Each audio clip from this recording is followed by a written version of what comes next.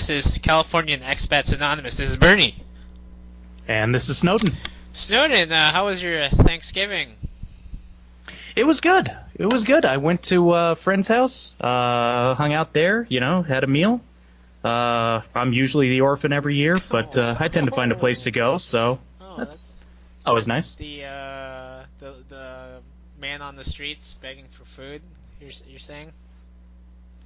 No. It's like I'm just kidding. That's the term, is it? I'm just kidding. I think that's the term. I thought that was kind of like a well-known colloquialism, like somebody who just isn't in a position to go back to their family. They're just considered the orphan. Other people just take him in. Yeah, so. I know that's a usual term in college when certain people don't have the privilege to go back home. They just stay on campus or something, and find a family to take them in. Something similar. Yep. Yeah. Cool. Was it snowing in Denver on Thanksgiving? Not in Denver, no. We got some good snow up in the mountains. I think we've talked about this, but for anybody who doesn't live in Colorado, assuming it's all mountains, yeah, the Rockies run through there, but Denver's on the far side of the Rockies, technically. It may be a mile up, but we're well below a lot of other things that are to the west. So snow hit up in the ski areas like Vail and all that, but nothing came down towards Denver. We've got some storms predicted that are apparently moving in from Utah, but I don't think anything's going to actually get to the city, unfortunately.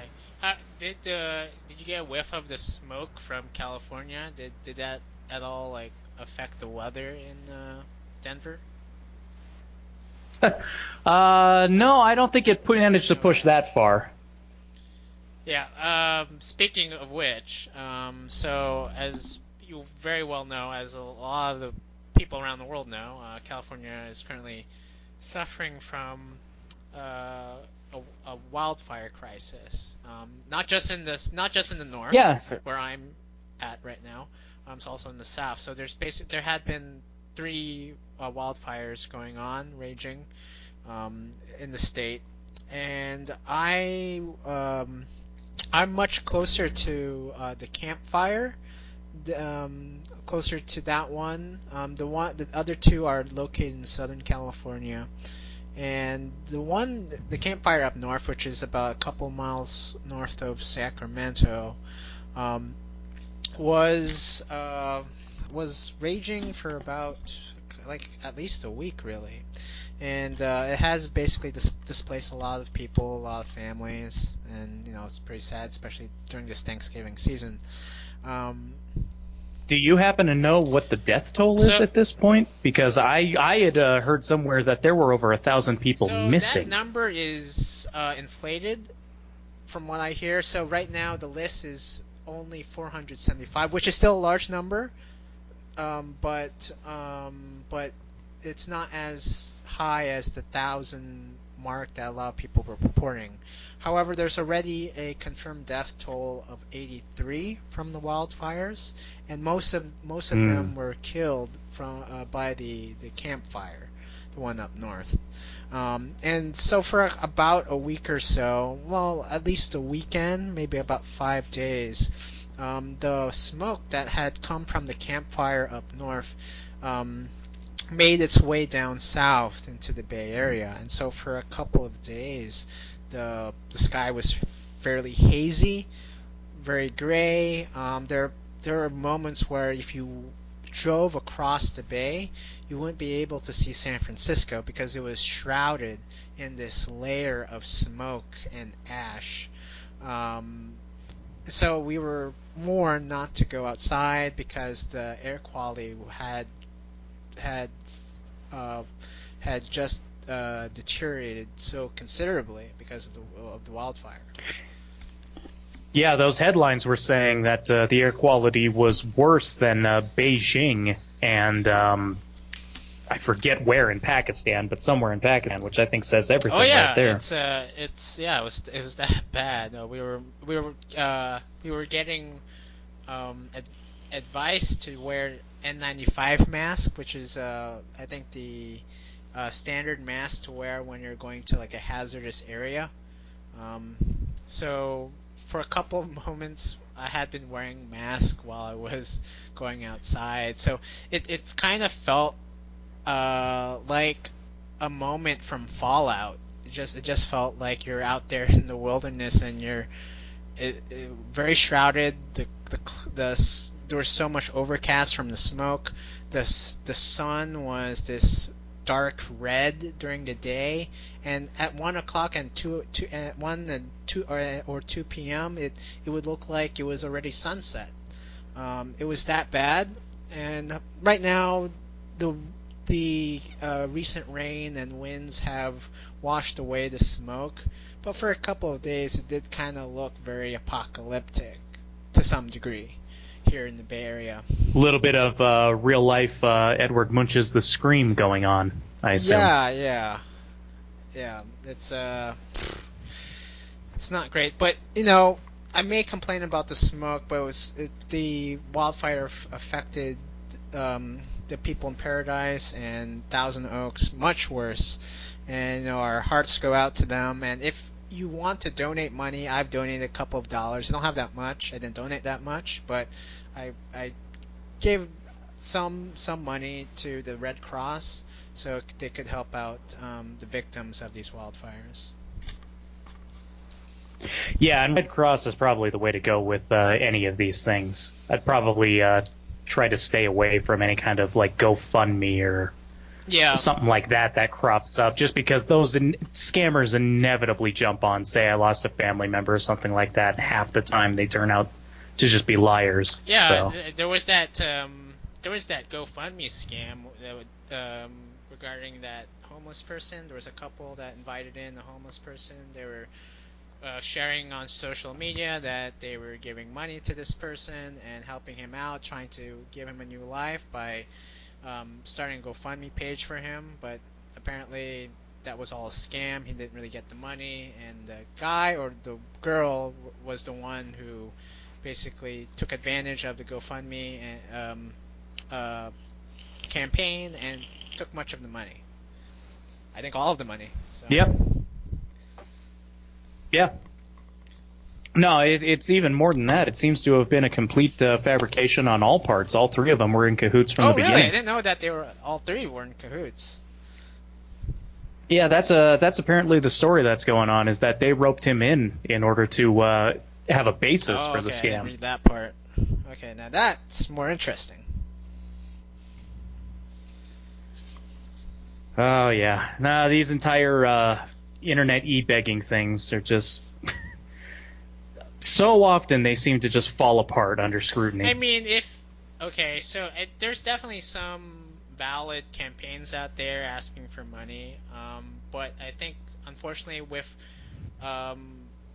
knowing that there are a lot of people out there who like to take advantage of people's hearts, of course there'll be exploiters, scammers, hosting on GoFundMe and other shareable websites. It happens. Virtual reality is as real as analog reality. I think that's what a lot of people don't really understand about the web. It's not really. You can't really. You always have to be very skeptical about what you see on the internet. So you have to take it with a grain of salt at times. Well, it's also because you're not looking anybody in the face. It's easy to lie through text. I mean, I could go on GoFundMe and say that I just broke my leg and I need some money because Obamacare is not helping me out. I need $5,000 right now. Yeah. Snowden, can you give me $5,000? I'm gonna have to give you a rain check on that. How about $1,000? I'll go that low for you. Well, I suppose I could probably make that work. You'll bankrupt me, but I could probably figure that out. Do you accept credit? Because I don't have that in cash. I accept credit. Just swipe it between my ass cheeks. I'll be fine. There we go. The perfect way to accept. That's what we do with all the strippers anyway. I don't use cash. I use credit. They like it too. Oh. There's a I whole know. tangent. I'm kind of amazed nobody ever came up with like an ass cheek clenching credit card swiper for strip Holy clubs, given shit. today's Holy day and shit, age. man. That could be a new thing. Ass cheek ATM readers or card readers. Probably Square or Visa could come up with that. There's definitely a market out there which is being underserved. The strippers, the male escorts, the female escorts. All these people, they need to have these ass card readers. Mainly so that they can make a living out of all the card transactions that they would not have had they not gotten that ass card reader. Of course. I mean, everybody talks about the failing coal industry in this country. What about the problems with the sex industry? Exactly. That's as American as apple pie and blowjobs. Exactly. Blowjobs and apple pie within blowjobs. Or blowjobs within apple pies. Or American pies. I don't know. But I've just realized how schizophrenic this show must be to people. Hey, it's the fires. Hey, there are people dead. Oh, scams going on GoFundMe. And let's swipe credit cards in people's asses. this is how we're just. How many minutes has it been so far? Spitballing here. This is a way to come up with innovative ideas to sell to venture capitalists, investment bankers, so that we can at least have an opportunity to succeed within this country that we call the United States of America. There's nothing more American than being an innovative businessman who understands there's a community out there that's being very underserved. Well, that's true. That's not even ironic or a joke. That's true. There's truth in that. But yeah, what were we talking about? Oh boy, I suppose you're talking about the fires, more or less. I mean, I'd say that's the really big news as concerns California recently here. Oh yeah, that's the big news. Also, and I'd say I know it's not going to happen, but I sure as hell wish that there could be criminal prosecutions against the politicians in California for murder. Those 83 people that have died so far, pretty directly related to the way that politics go in California. I wouldn't. Okay, yeah, to some degree, much of the. If you are not believing me, I can back that up. No, I think there's truth in that, because I do agree that a lot of the policies that have been implemented within the state have completely been detrimental to middle class people, all Californians basically, and have people who live in Paradise and Thousand Oaks, they're a result of people being pushed away from large metropolitan areas like the Bay Area, where it's very expensive. Places like Paradise, California, they weren't populated as much as they weren't populated as much back 40 years ago or 50 years ago, mainly because a lot of people want to live in the Bay Area or in large metropolitan areas. But because it's so expensive, a lot of people go into those places where the fires are far more where those places are far more vulnerable to fires. And plus, the lodging industry in California has been completely shut down as a result of us being very environmental here in California, and that has caused over-vegetation and a lot of areas where it's gone completely dry. So there's been overgrowth of plants, and then they all get dried out, and then they become fuel for future fires, and that's what's happened. I'm not sure if that's what you were arguing, Snowden, but that's what I've been kind of seeing in this state. Well, that certainly goes into it, and yeah, that comes into play as well. More specifically, I was thinking about the majority of the deaths that are coming out of Paradise. A lot of those deaths happened on the road. Most of the bodies that have been identified so far are from the torched and ashified remains that they're pulling out of the husks of vehicles from the road leading out of Paradise Falls. Or not Paradise Falls, just Paradise, sorry. But a big reason why that happened is going into California's policies. With California wanting to get people out of their cars and do a lot more travel by public transportation, they've been introducing the road diets. We've talked about those before, where they try to shut down lanes of traffic in order to force congestion and traffic jams, and therefore make it so inconvenient that people get out of their cars and they stop utilizing them. Yeah, well, the consequence of that is, what if there's a disaster? If those lanes are shut down, people can't get into them, and there's no way to open them up quickly, because how did you close them? You put up cement barriers. The same standard cement barriers that divide the freeway directions. That's exactly what they did in the roads in Paradise. They shut down several lanes of traffic. People were trying to get out. Massive gridlock because there weren't enough lanes. They couldn't use the entirety of the road. People got boxed in. The fire swept over the road and burned people alive, cremated them in their cars. And I mean literally cremated them. They've had to bring out one of the top dental forensic specialists in the country to try to identify people based off of their exploded teeth. And I mean exploded, like the enamel is gone. This isn't your standard dental verification stuff. And people also suffocated during these fires. Like if I were to die in the fire, I hope to suffocate first before I get burned. I think that's the... shitty option either way, but I'd agree with that. I wouldn't want to be burnt alive.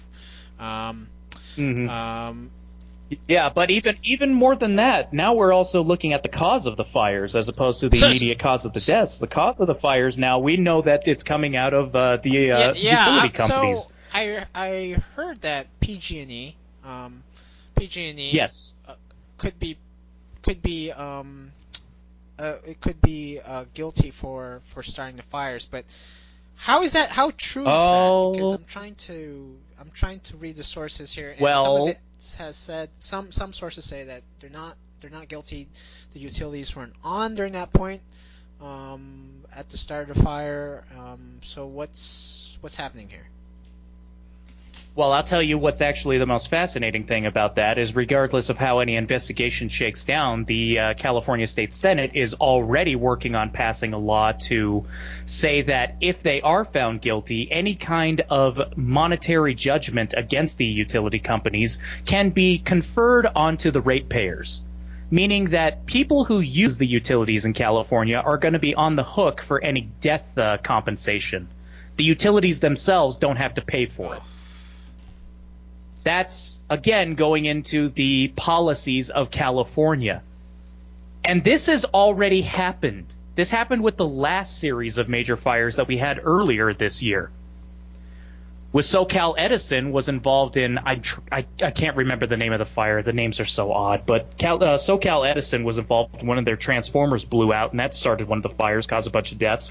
They passed a special referendum on that incident in order to say that, yeah, if they're on the hook for any liability payments, those payments can come out of the ratepayers. They can increase the rates way more than what it actually costs to provide the power in order to compensate for this. That's just terrible. It's disgusting. It's reprehensible. And to be perfectly honest, this is the kind of shit that I cannot fathom in terms of this state, California, being a quote-unquote progressive and liberal democratic state. This is the kind of shit that people make up in their nightmares when talking about Republicans. And it's Democrats doing it. Democrats have a strong hand in the state. They actually own this state. Actually own it. 100% lock, stock, and barrel. Yeah. I mean, hell, especially now that Orange County has gone Democratic. That's what I read. That Orange County went fully, well, not fully, but became mostly Democratic during the midterms.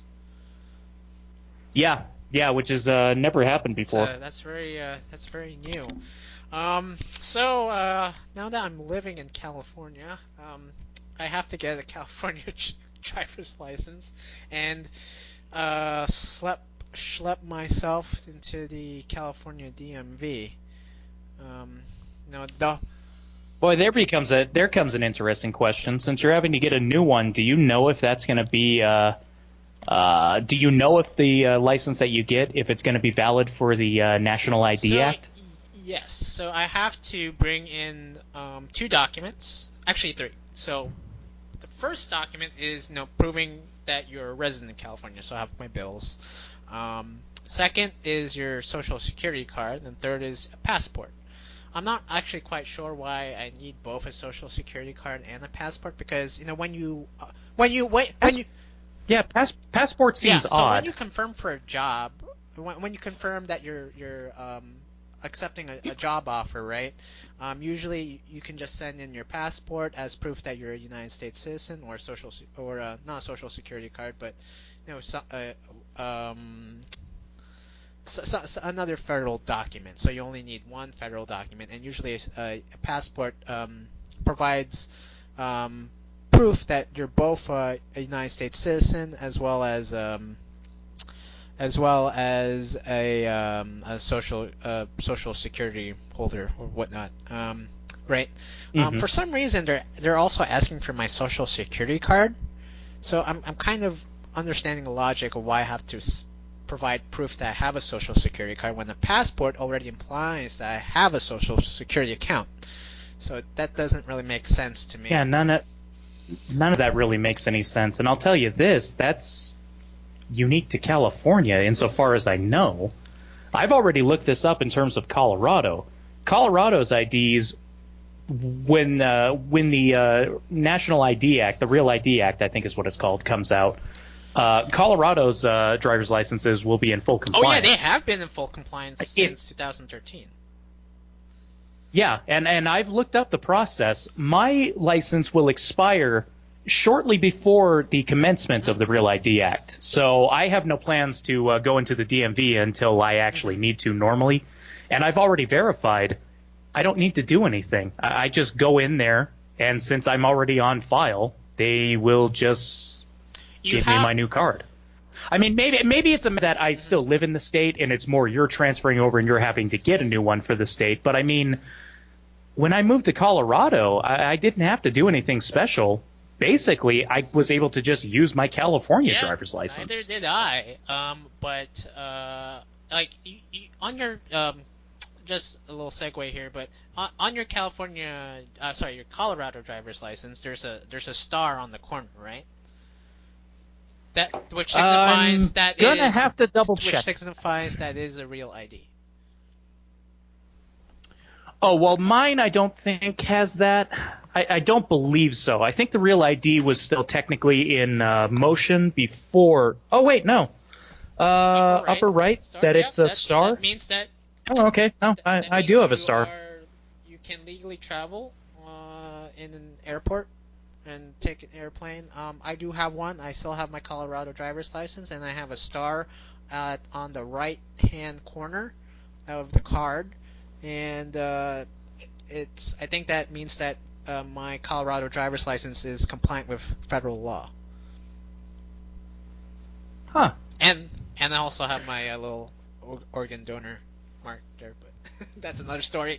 Oh, of course, yeah. Well, I mean, there's a So- whole other tangent. The only thing I'll say is that, frankly, organ donation in this country on the federal level should be an opt-out process. If you've got like some kind of religious or personal hang-up, you should have to go through the process of opting out of organ donation. Organ donation should just be assumed. So I'm kind of suspecting that why there's such a more stringent policy of providing proof that you have a social security card, residency, and a U.S. passport in California, basically two federal documents to support that you are a legal citizen or a legal resident, is mainly because of the millions of illegal aliens within the state. I think That's about the only thing that could make sense. That's the only reason why that they have this very stringent application process for the Real ID. So I go to DMV the other day, and I forgot my passport. So okay. So but just to ask a fucking question at the California DMV, I have to wait in line for a fucking hour. Yep. For 1 hour. Yep. And so I was with someone else who had gone to another DMV office a couple miles away, and she was saying to me, well, I was talking to her, wow, this is a pretty long line, and she was saying to me, well, this is not that bad. This is actually the shortest within this area. I'm like, what? Well, that's the thing is, I was about to say, an hour sounds pretty good by California standards. Yeah. I think it was. I'm being kind of generous. It may not have been 1 hour. It could have been an hour and a half, but I was on my phone most of the time, preoccupying myself. So I was in line for a couple, for an hour at least. And I go to the front of the desk. I tell him, well, I don't have my passport, so what can I do? Well, you can't apply for a real ID, but we need your social security card, we need a proof of residency, and your passport. And then once you give that to us, you have to take a written test. So I have to take a DMV written test. It's an 18-question test, so it's not the full 36 that normally a new applicant takes when he wants to get a new ID. But I still need to take a freaking test just to prove that I'm a compliant driver. This is just absurd. I've never heard of that before. I've known a lot of people that have moved all over the country. Usually it just boils down to, do you have a driver's license from somewhere else? Okay, good. We assume you know how to drive. They make your out-of-state license void, and they give you your new driver's license just like that. You had that experience in Colorado. I had a similar experience in Colorado as well. I didn't really have to do anything. I just proved that, okay, I'm compliant with driving. Okay, give me an ID. Here we go. It was just that, but I have to take another test just to prove I'm compliant with California driver regulations and laws. So I have to do that shit. So I'm skimming through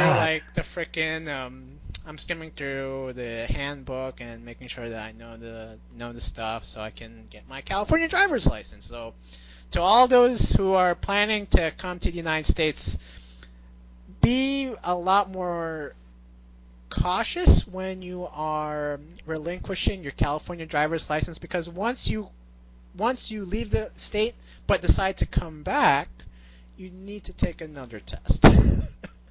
So that's what's going to happen. So I have to take. Well, I would say probably the better advice is anybody who gets out of California, don't go back. That's better advice. So written tests. So for me, I have to come back because certain circumstances. But that wasn't the thing that really that did piss me off. So I have to take a written test. I don't have to take the full driver's test. They won't expect that, but they can waive it, quote unquote. But I do have to take the written test according to, I guess, California law. But the one thing that piqued my interest when I was applying for a driver's license in California was when I was on the computer. So they have these little kiosks, computer kiosk where you put in your information. You're applying. Okay, I'm applying for a driver's license. You can also take the test in these little kiosks. And what was very interesting when I was applying for a California driver's license was right before the monitor showed the first page of the application, you had to select a language. So you had to select English to apply for a driver's license. So there's this list of languages, so English, French, Spanish, Japanese, Italian. And for me, I was kind of questioning why we had a plethora of languages when much of California, like in terms of the laws and the people, the police, speak English. So, like for example, so here's a scenario. So okay, for example, if I'm a Spanish speaker, so I decide, okay, I'm not comfortable in applying for a driver's license in English, and I don't want to take the written test in English. I'm going to do it in Spanish. Okay, he does it, and I do it in Spanish. So I get my driver's license. Okay, I probably pass the test and whatnot. But I only feel comfortable speaking Spanish. But the thing is that when you're on the road, you can't assume that highway patrolmen speak Spanish. Highway patrolmen speak English because this is the United States. Although I'd say the vast majority of them, yeah. And another thing is that a driver's license is pretty much honored throughout the whole United States.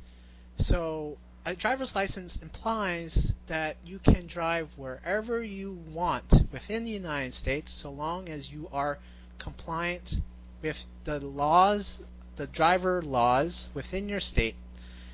But the thing is that if I applied to become a licensed driver in California in Spanish, that means that I think that's just strange because that does not necessarily mean that I fully understand,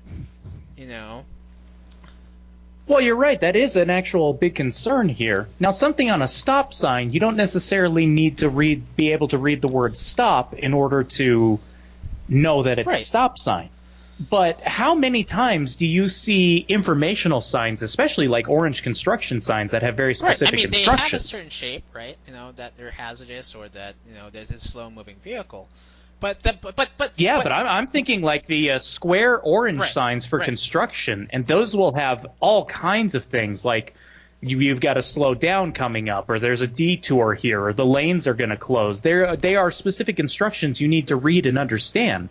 You can't tell what that sign is implying just from the fact that it's orange. Exactly. And another thing is that if I get for example, if a Spanish speaker, I'm not trying to disparage any like Hispanics. It could be a Japanese speaker, it could be Italian, it could be a French. It could be someone. Could be somebody from the Pacific Islands who speaks Tagalog, because that's on the official California recognized languages list. But if I can only speak my native language from overseas, how can I communicate with someone that I had collided with or got in a collision with? Don't know, it could be anyone's fault. In a collision with, in a car crash and an accident, like, how am I supposed to communicate with him that I have insurance if I can only speak a non-English language? Like, it just doesn't make any sense to me. It's like, I don't know. It's like shouldn't all people within this country only apply for a driver's license so long that they can prove that they can take a written test in English? Because all the laws and regulations of driving are written in English. Well, this goes into the whole debate that's been going on for decades now, just on the fringes, just not in the outright mainstream. Shouldn't we actually declare that English is our official language and just be done with it? I think that's a valid campaign to advocate for.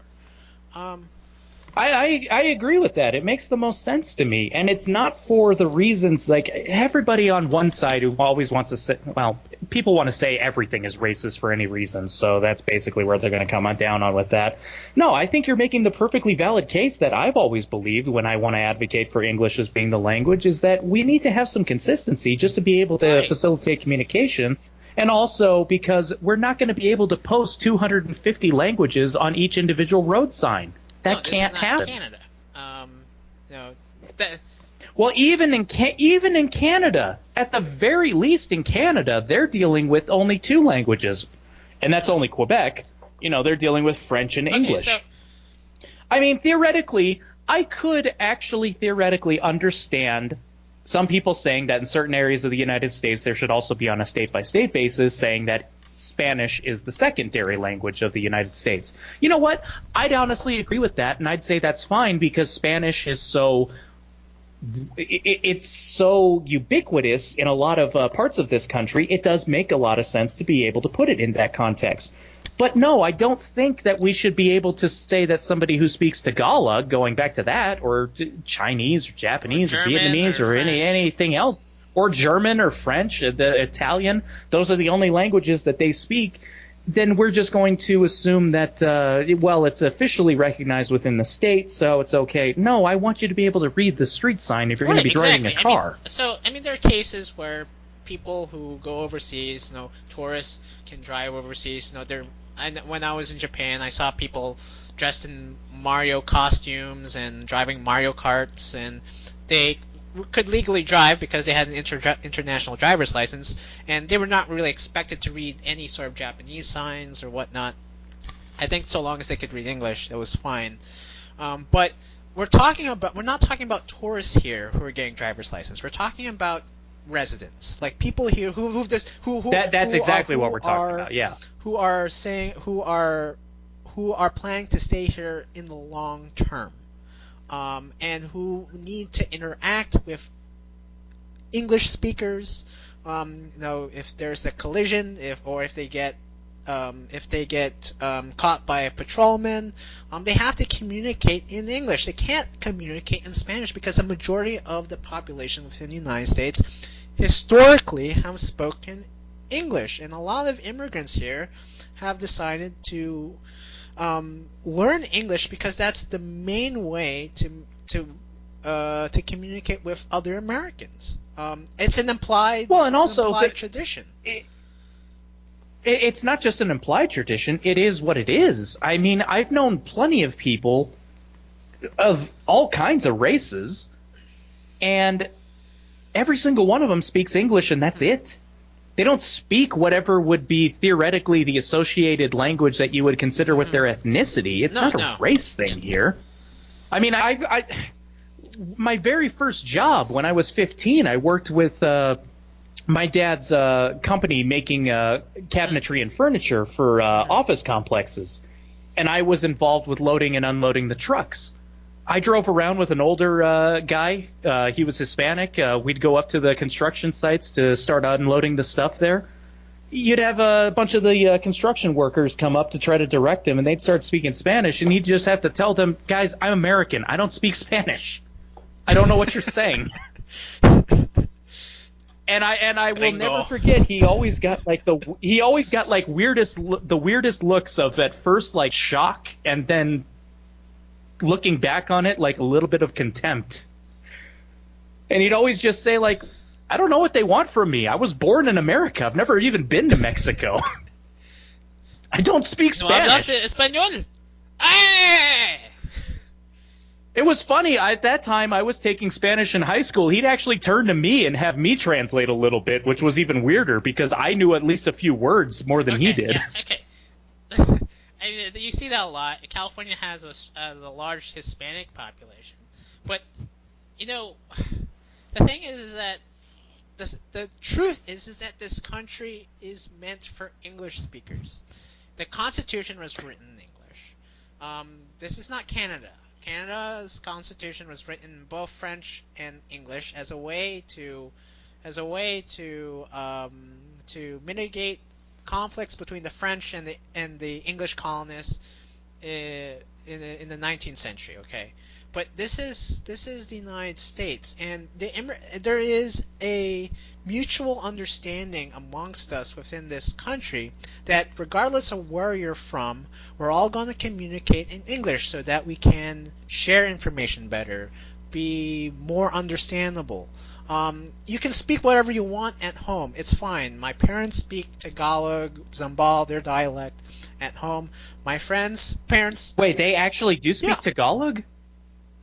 Oh, sorry. Going off on a tangent there. I was just saying that because I've always found that to be a funny-sounding language. I didn't actually know your parents spoke Tagalog. They do. That that's a funny coincidence. I was genuinely just pulling that out of my ass. I think you subconsciously pulled that out of your ass for some reason. I think you probably understood that my parents spoke Tagalog, so you're like, how can I poke at Alistair right here? Or okay. Oh yeah, that was my intention. Yeah, so, that was I mean, I have friends who have parents who only speak Chinese at home, and they too speak Chinese with their parents.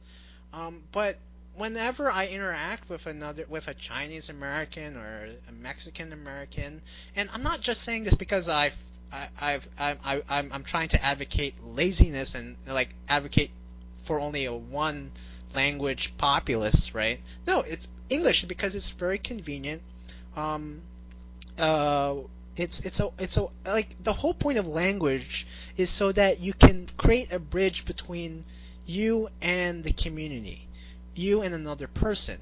You can't and the best way is just to learn the language that has already been existent within this country, that has been alive and flourishing for the past 250 years that this country has been enduring. So it's that, and there's also an element that we need to be fair. Like we talked about before, the United States geographically is enormous.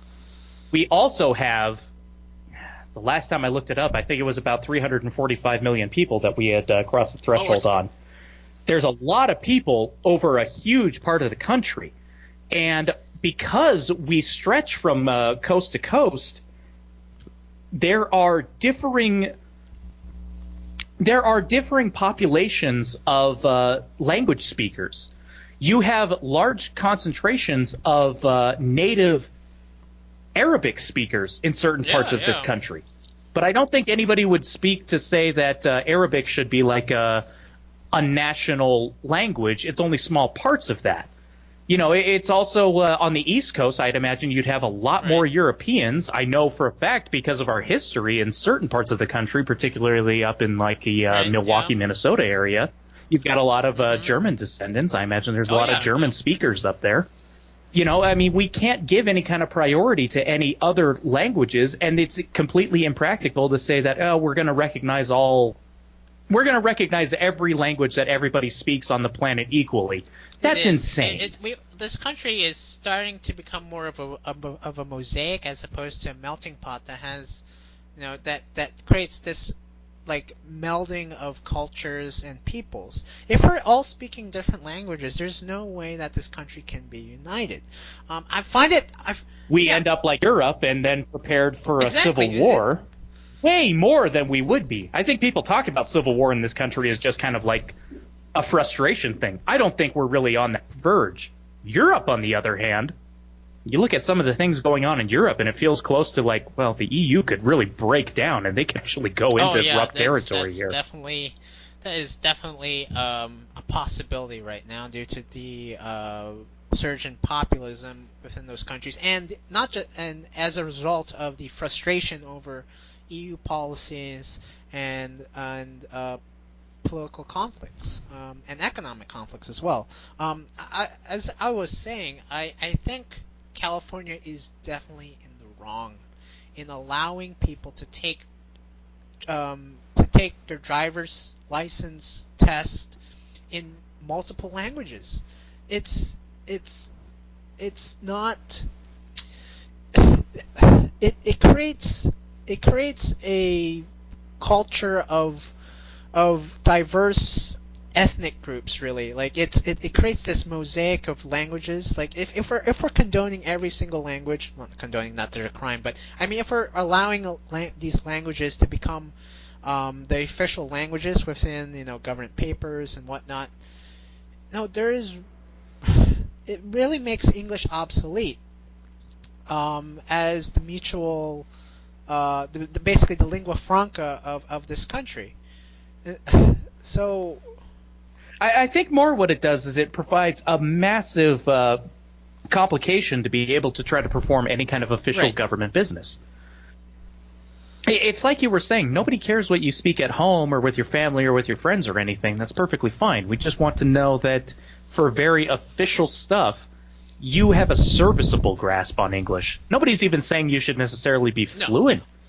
Just be able to discuss it in like a rote business fashion. Can you explain how to stop at a stop sign in English, or take a right here in English? I think we're not saying we want you to be speaking at college level English, to us. It's a matter of being compliant in the language of our forefathers within this country.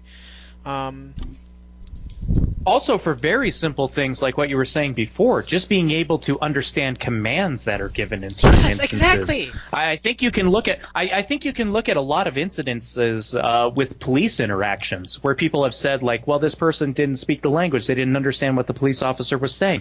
Well, then I'm sorry, that's not on the police officer, that's on the person. I mean, there are construction workers on the road who will be screaming at you in English, go right or take a left or go.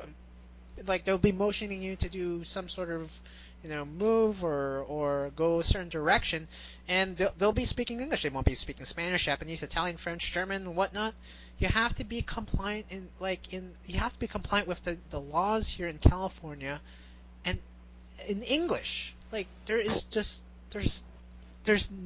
nothing to it. It's just black and white. It's a way for us to live harmoniously within this country. It just doesn't make any sense. Yeah. What was I gonna say? But yeah, those were my 2 cents. That's having gone through the DMV process, I still need to take the fucking written test. But but that's what I noticed, is that it doesn't make any sense why you apply in multiple languages in this for a driver's license. I think California prides itself in being a very multicultural state. It's great. I love the fact that I'm able to go to across the street and go get myself some Chinese food, while I go get some Afghan over there, while I go to the Indian grocery store, as I go get myself something at that Peruvian restaurant.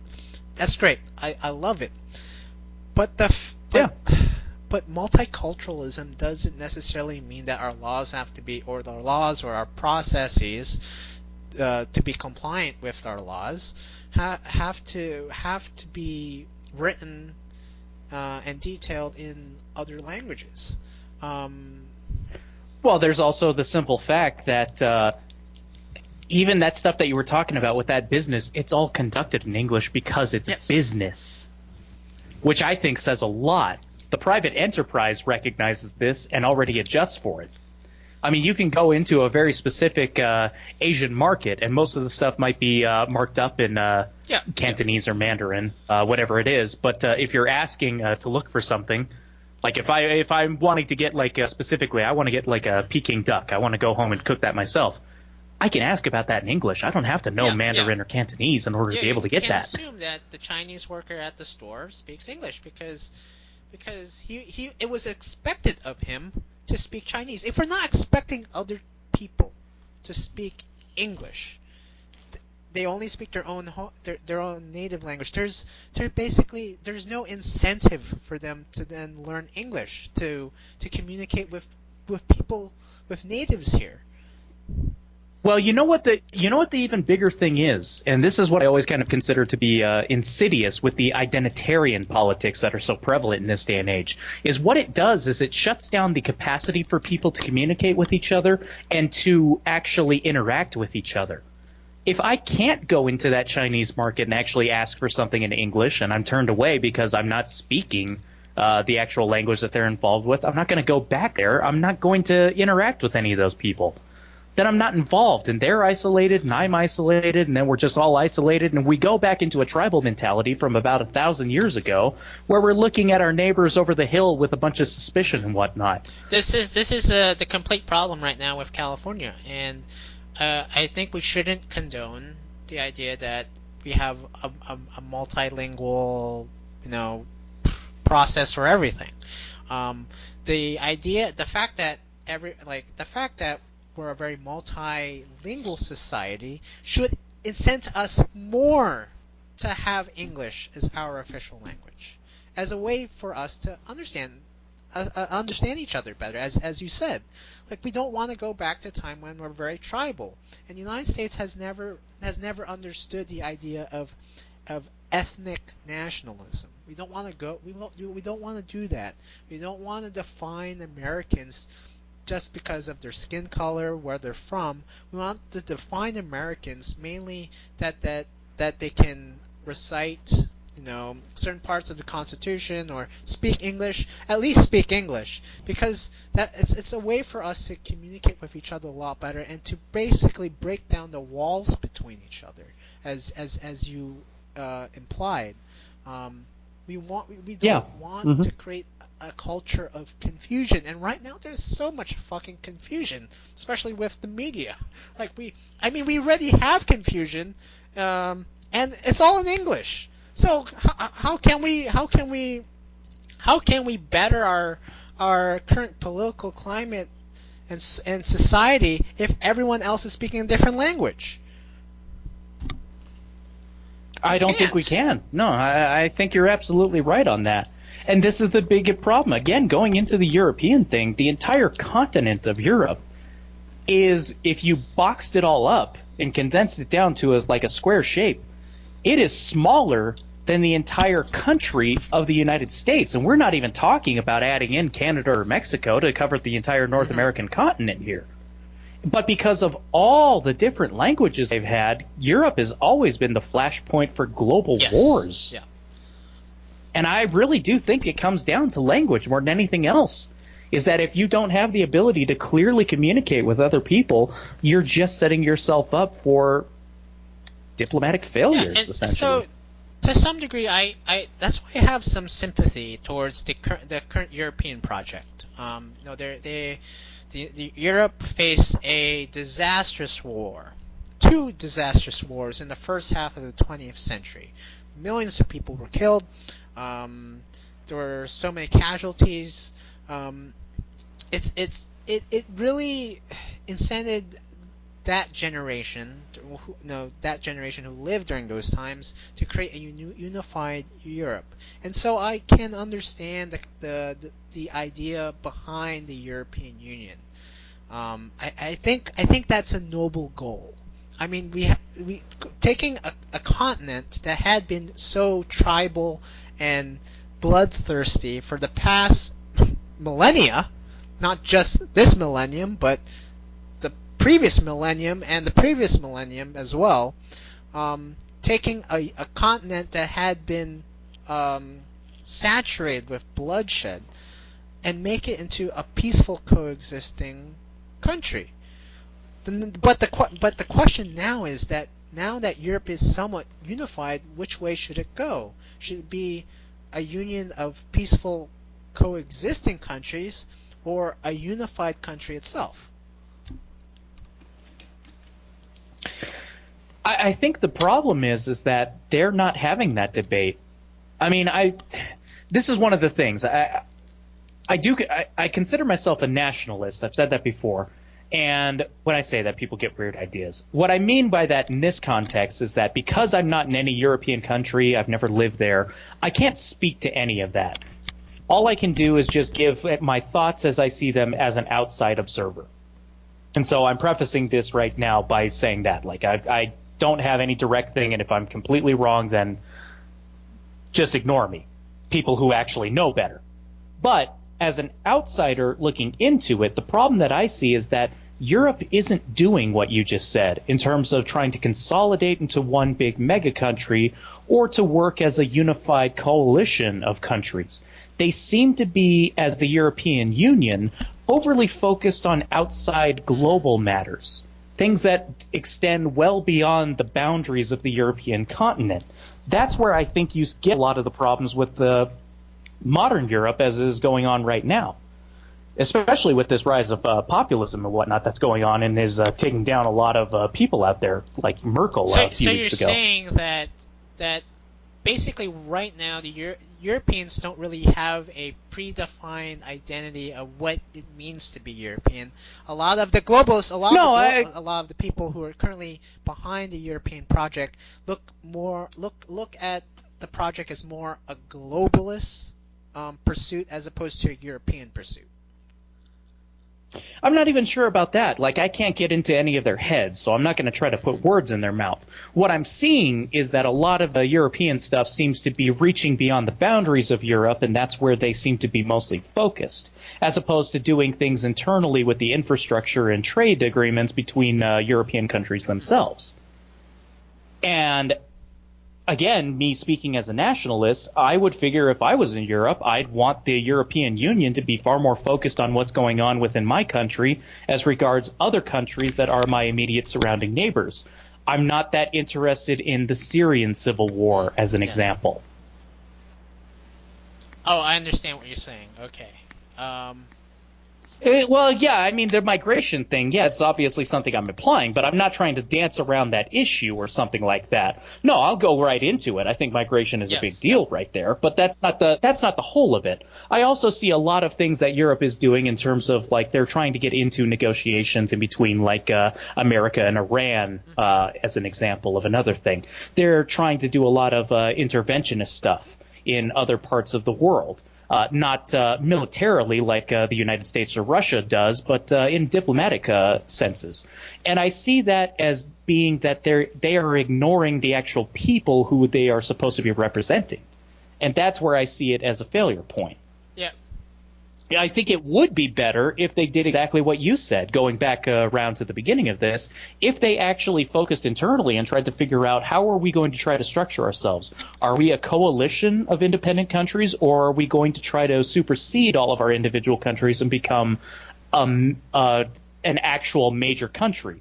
Essentially, the United States of Europe. I think it would be quite so. Currently, they've made a lot of strides within the past 60 years or 70 years since World War II. They've created an economic union, and I guess to some extent they have created a political union, but not a non-military one. I guess you can say NATO is somewhat, to some degree, a European army, but it's still divided amongst the European countries. So there's a division in France and Germany, but there's no Franco-German or Franco-German, Italian, British army. No, there isn't. Which is actually funny. As an American, obviously, I want to keep NATO running strong because that directly benefits us here in the United States to be the head of that entire pact. But if I was a French citizen, I think I would probably be in line with Macron's talk about trying to form a European exclusive continent army, like he was implying a couple of weeks ago. No, I could actually see the benefit and the appeal of doing something. Well, like that would definitely streamline their current military processes and structure. It'd be a little more efficient, but at the same time, it's going to be very difficult in pursuing policies like that, mainly because Europe is still a multilingual continent. I don't think currently there is a implied agreement that the default language would be English, ironically, since Britain has decided to exit the European Union. Well, it's funny that ironically the lingua franca of the world is English. So they have to decide upon what's going to be the official languages, because at most probably they'll only pick a few, and some of the languages that are pretty minor, maybe like Portuguese or Greek, they have to make room for just the French, German languages, because those are the dominant languages on the European continent, and English as well. Yeah, no, I imagine if they were going to choose it would probably be a trifecta of English, French, and German. And maybe Spanish.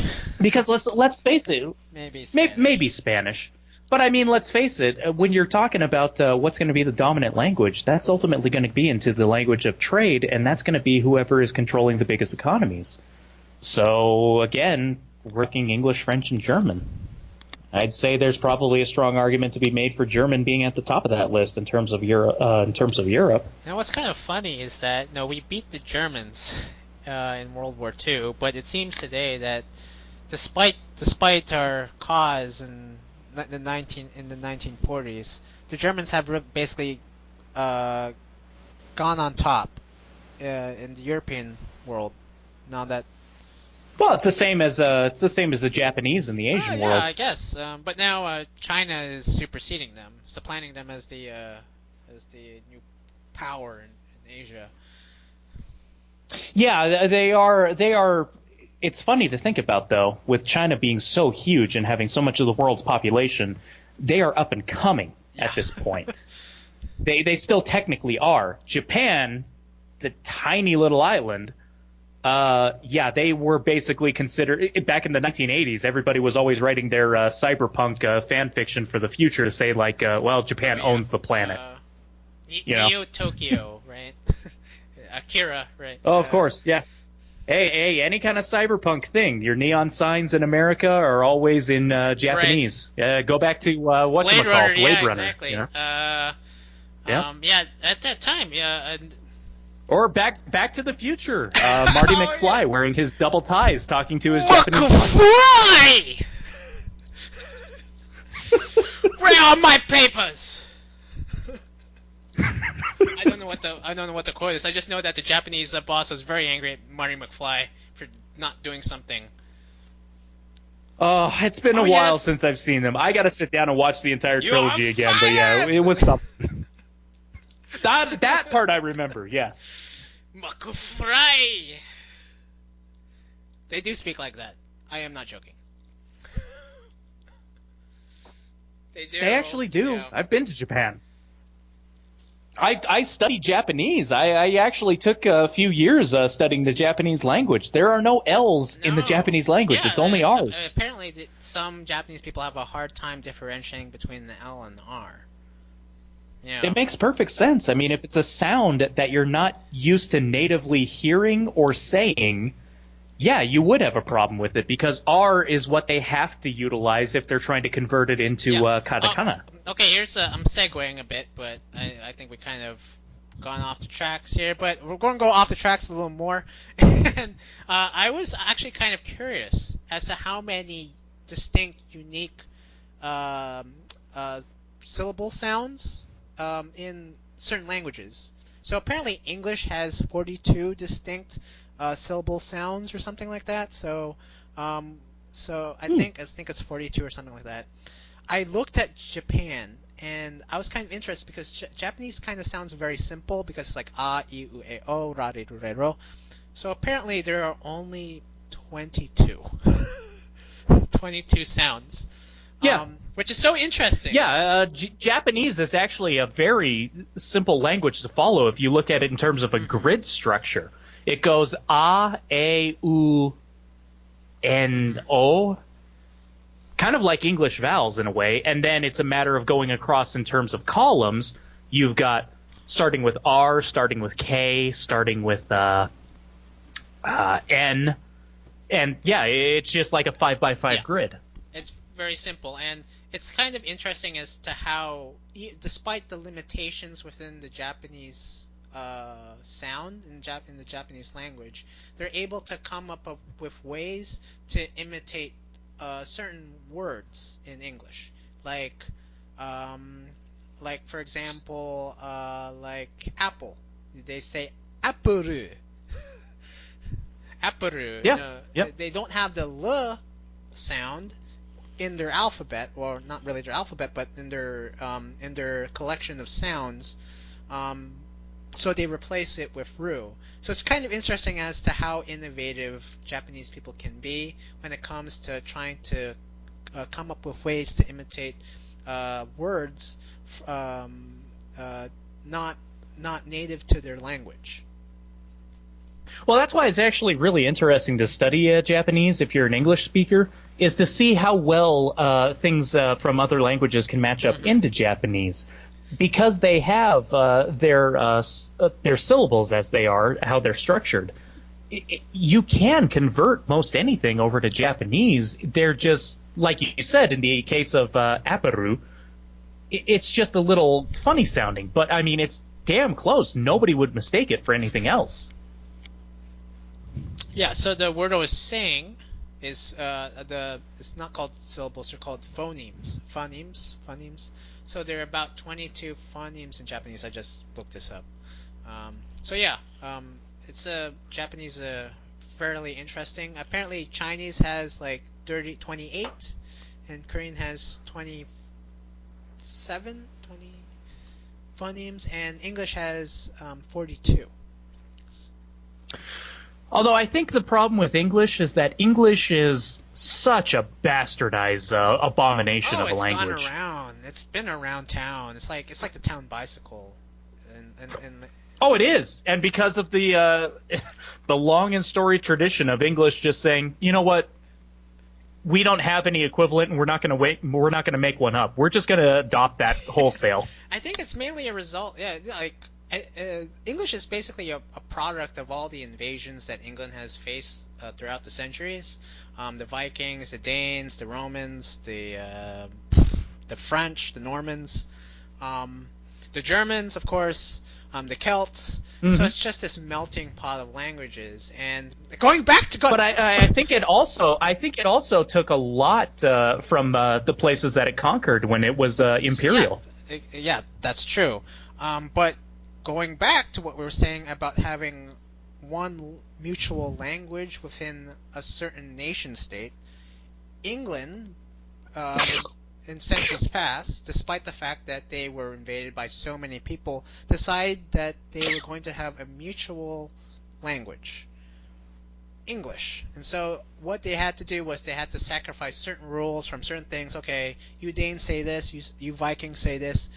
Okay, we don't want that, but we'll take this. Okay, we'll get rid of our frickin' gendered pronouns. Okay, we'll take that away. Okay, everyone's just going to say duh. That's I think that's easier for us. And so English is basically a result of this melting pot, and this cooperation amongst different tribes within England. That's why I actually think, I'm no linguist, but I actually think that English is probably one of the better languages to have in terms of the global language, just because of its bizarre nature. Yeah, it's incredibly difficult for non-native speakers to learn, but there's an egalitarianism to English, where it is such a bastardized language. You can just add anything into it, and you can frankly change a bunch of rules, and that's perfectly fine. That's the entire history of the language. I mean, again, you just look at examples of early English, Middle English, and Late English. You know, like they're completely distinct languages. They're far from modern English now. They don't even sound... They sound more Elvish in their tone and their grammar. The grammar is far more difficult in Old English. Yeah, absolutely. But that's the thing, is it's always because it's just changing and merging around. It's one of those things where, honestly, I get annoyed sometimes with, new words that are introduced or things that crop up that, I find irritating. But at the same time, I always have to catch myself and realize, like, this is not a new phenomenon. This is like 1,000-year-old tradition. Oh, yeah. This is what English is. This is how... There was probably a dirt farmer in the 16th century who was like, these goddamn kids and their Shakespearean couplets. That's fucking slang, to be or not to be. What the fuck is that? Hey, Durgan, Shurigan. They're getting our jobs. They took our job. I learned off of Canterbury Tales and I liked it, damn it. I'm reading some text right now. I'm in Old English. I can't even pronounce it, but I'll try. So this is how Old English, to you folks who don't really know how Old English sounds like, this is how it kind of sounds in my fairly terrible Old English reading. Kynigret, his arkebiskopis, and his leodbiskopis, and the people's oral isle is Erolis, and Ilun is Piodskip, Tefid Hind, and Type Hind, Gehode, Eloipede, Un Englalande freundlich. Ladies and gentlemen, Swedish Chef. Seriously, Yeah, that's what it sounds I mean, like. English back then was far closer to German and Danish than it is today. So it would definitely sound more Swedish or Danish or German to our ears.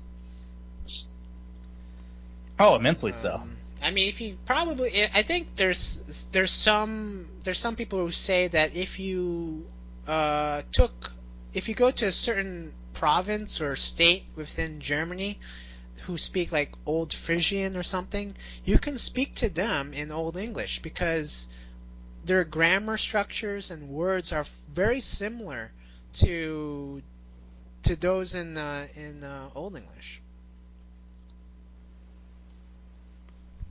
Huh. That makes a lot of sense. I mean, that they may not fully understand yeah. you, but they kind of they would be able to get the gist of what you're saying. So that's what. More than an English speaker would. To us, you might as well be a Spanish speaker if you speak Old English. Well, you might as well actually be speaking Dutch or something. You frickin' Old English people, learn English. Or frankly, or to put it into a better example for actual English speakers, it'd probably be like somebody speaking with a Scottish accent. Worse. Yeah, they're speaking English, but not I can't understand the fuck they're talking about. Yeah. Where's me haggis? Get in my belly.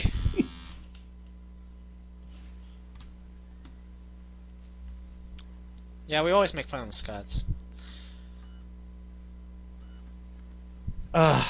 Scottish is just... The Scots are fun.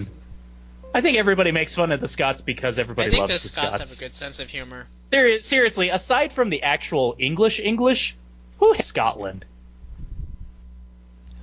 Only a bunch of English fairies. I think that's probably why everybody likes the Scots. Yeah. Oh man, I would love. No, nobody actually technically likes English. Yeah, that's kind of true. People have a greater infatuation for these Scots because of they have a better personality. I think they have a good sense of humor. Although I think most people in the English-speaking world have a good sense of humor. So yeah. I think so actually. Yeah, that's probably true. A lot of the English-speaking world just has kind of there's a theme of a cultural similarity that runs through the parts of the world that speak a similar language. Before we move on, I'd like to give a word on behalf of our sponsors. So we currently have a sponsor, and I would like to say a few words about them. So of course, we're kind of obligated to do these like little ads so that we get some funding. So of course we we help create these ads with them so they can put it out. Of course. Okay, so yeah. Yeah. Well, I'm excited. Yeah, this is a bit of an old one, but I don't think it has been said on this podcast before. Are you a Silicon Valley programmer, living alone, not getting enough dates, no one to discuss your success in debugging a hidden bug in a hooker code to avoid a Reality 101 failure? Why don't you disrupt your love life by joining HackMyHeart.com, the best online dating website to tap into that large pool of women who make up 5% of all Silicon Valley programmers. See sharpen your social skills and pivot to your next sequel of romance. With HackMyHeart.com, you'll find yourself with your unicorn lover over tea at a Phil's Coffee, and before you know it, you'll be able to return to your apartment bedroom and object-orient your Python. HackMyHeart.com. Don't find love. Hack love. So yeah, that's from HackMyHeart.com.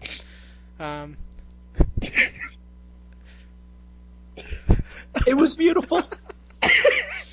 Oh yeah. I'm sorry. I'm emotional. I need to get on that to find love myself. Yes. I too want to object orient my Python. Oh yeah. Put a little script in your Java. Go to hackmyheart.com. The best website for all you Silicon Valley programmers. So yeah. Oh, that was good. Okay. Okay, now back to regularly scheduled programming. So what were we talking about? Oh god. Languages, I think. And see, languages are able to bring that kind of stuff along to the masses. Yeah, languages are great. Incidentally, as kind of a sideline, not related to anything political or whatnot, but a little bit dovetailing off of that, I think that I just want to put this out here. I think that puns are probably one of the greatest types of jokes in any language, and everybody who says that they hate puns is lying. They really do like puns. They just don't want to admit it. I think they only say that they don't like puns is because there's so many overly used puns, and it's kind of like one of those things where it's oh yeah, we all get that kind of thing, you know, where it's this that was just so obvious kind of look, like whenever someone gives a pun or something, and it's also it's kind of like a very I don't know. What's the word I'm looking for? It's like to make a pun. Like there's a certain level of intelligence you need to have. You don't have to have high intelligence. You know, that's not required. The whole point is like it's kind of showing off that you understand how to connect certain concepts together, and you know what it is. You know what it 100% is? It's reference humor. Yeah. And putting two and two together, right? Yeah, it is absolutely reference humor. I know a lot of people deride a comedy that's based off of just, hey, I'm going to say something that people will recognize, and that's meant to be the joke, and there are people who deride that, but that's, I mean, look at what puns are. What is that if not reference humor? It's very good reference humor if it's done very well. But at times we kind of get overexhausted with very obvious puns. I'm not sure. I don't have a good example. Puns are hard that way. It's like everybody knows that you've heard certain puns that are just done to death, but I think most people wouldn't be able to think of one off the top of their head. I'm not very punny. That was terrible. I confess. Yeah, that's probably one. That's a very terrible one, but yeah. I mean, Shakespeare was far more fluent in puns than I could ever know. So yeah. Well, it's funny to think about. I mean, Shakespeare is the guy who's credited for more or less the creation of modern English language. And there's a lot of dirty puns that he has written as well. Oh, not just dirty puns. I mean, just like the broad scope of all kinds of lowbrow, dirt tier humor. Shakespeare created the mama joke. Your mama's so fat. The king decided to invade her. Something like well, that. More specifically, I want to look this up so I make sure that I get that I have the exact quote correctly. But hang on a second here.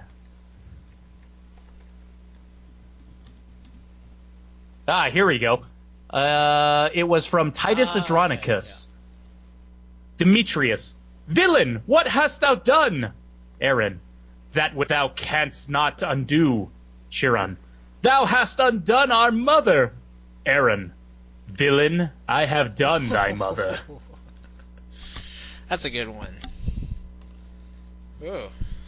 Yeah, Shakespeare most definitely was a master of words. There's a lot of dirty jokes in English plays. From Twelfth Night there is, but it here's one scene from Twelfth Night. But it becomes me well enough, does it not? Excellent. It hangs like flax on a distaff, and I hope to see a housewife take thee between her legs and spin it off. There's one from Hamlet. Then you live about her waist or in the middle of her favors. Faith, her privates we, in the secrets parts of fortune. I think it's Oh, of course. kiss me. Not Shakespeare had a hell of a lot of those. Oh, kiss me. Hamlet, for example. Lady, shall I lie in your lap? No, my lord. I mean my head upon your lap. Aye, my lord. Do you think I meant country matters? Why don't you just sit on my face? Country matters. Oh, kiss me through the hole of this vile wall. I kiss the wall's hole, not your lips at all.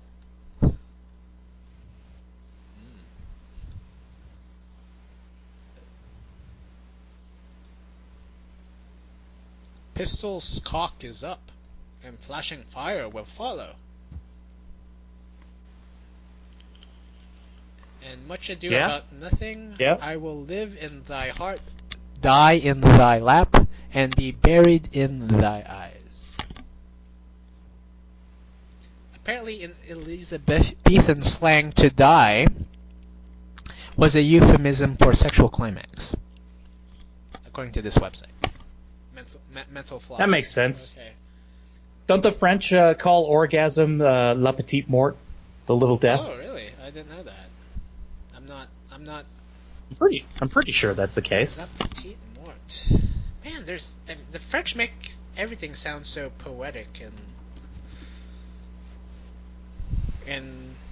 Oh yeah, la petite mort. Technically means the brief loss or weakening of consciousness, but basically comes down to mean orgasm for that reason.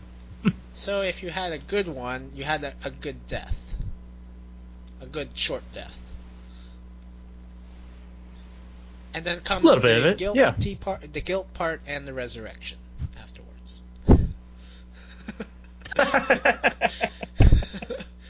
That's how it usually goes. And lo, my stamina is incredible. He rose 3 minutes later. And comes the Grim Reaper. Oh, you're still alive. Well, I'll come back later.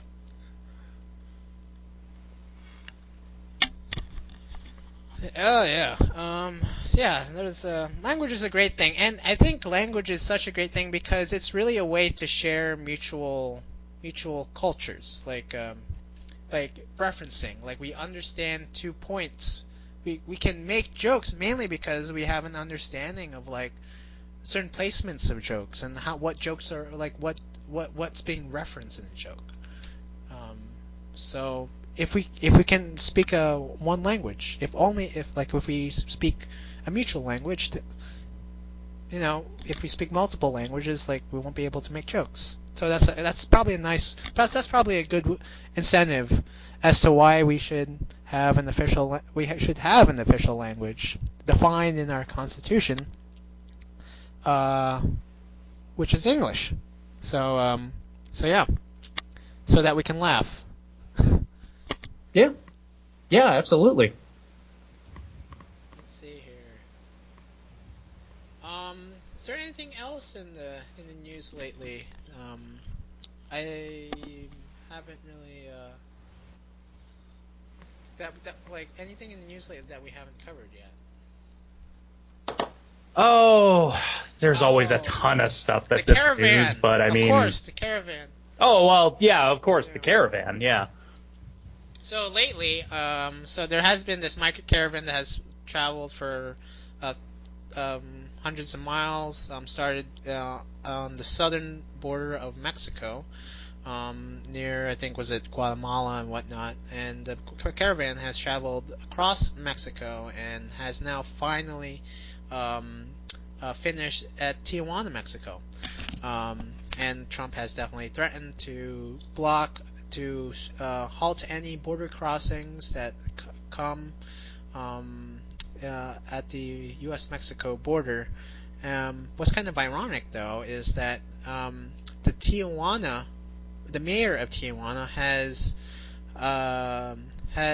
stated that there's a crisis right now with all the migrants residing in Tijuana. That there's not enough resources to support the migrant population within that city, and has asked for assistance. Well, after it had asked for assistance from Mexico and got none, it now has asked for assistance from the global community. Yeah. Although even more than that, I mean, to show exactly where that mayor is, he's been photographed wearing a hat that says "Make Tijuana Great Again." I mean, he's putting it directly fucking out there what his opinions are. And no one's calling him racist. Well, because it's pretty goddamn hard to call him racist, because that suddenly goes against the narrative, isn't it? Pretty hard to say that he's a white supremacist when he's a Mexican national who's a mayor of a Mexican border town. Yeah, it's kind of it's. I guess the whole Nazi armband thing doesn't really fit on him all that well, and people are confused. Oh wait, maybe he has a fucking point, like all the white people that we've been calling Nazis forever. It's definitely a portion of the race baiters and the leftists have got caught with their pants down now that this has come out. Yeah. No, that's why a lot of them don't want to report on it, because they don't know what the hell to do. It goes completely against their normal spin. Yeah. So, which is kind of funny. Yeah, look, Mayor of Tijuana, make Tijuana great again. Ah. Yeah, you pulled it up, huh? Yeah. It wasn't photoshopped or anything, was it? No, that's not Photoshop. They got a dozen photos of him wearing that hat. Is he just now, like, handing them out now? It's like,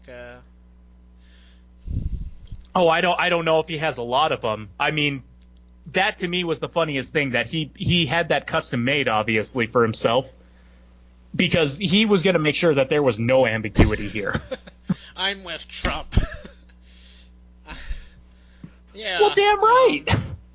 He wants to protect his own town. He wants it to be for his own Tijuana residents. I understand that. That makes perfect sense. Yeah.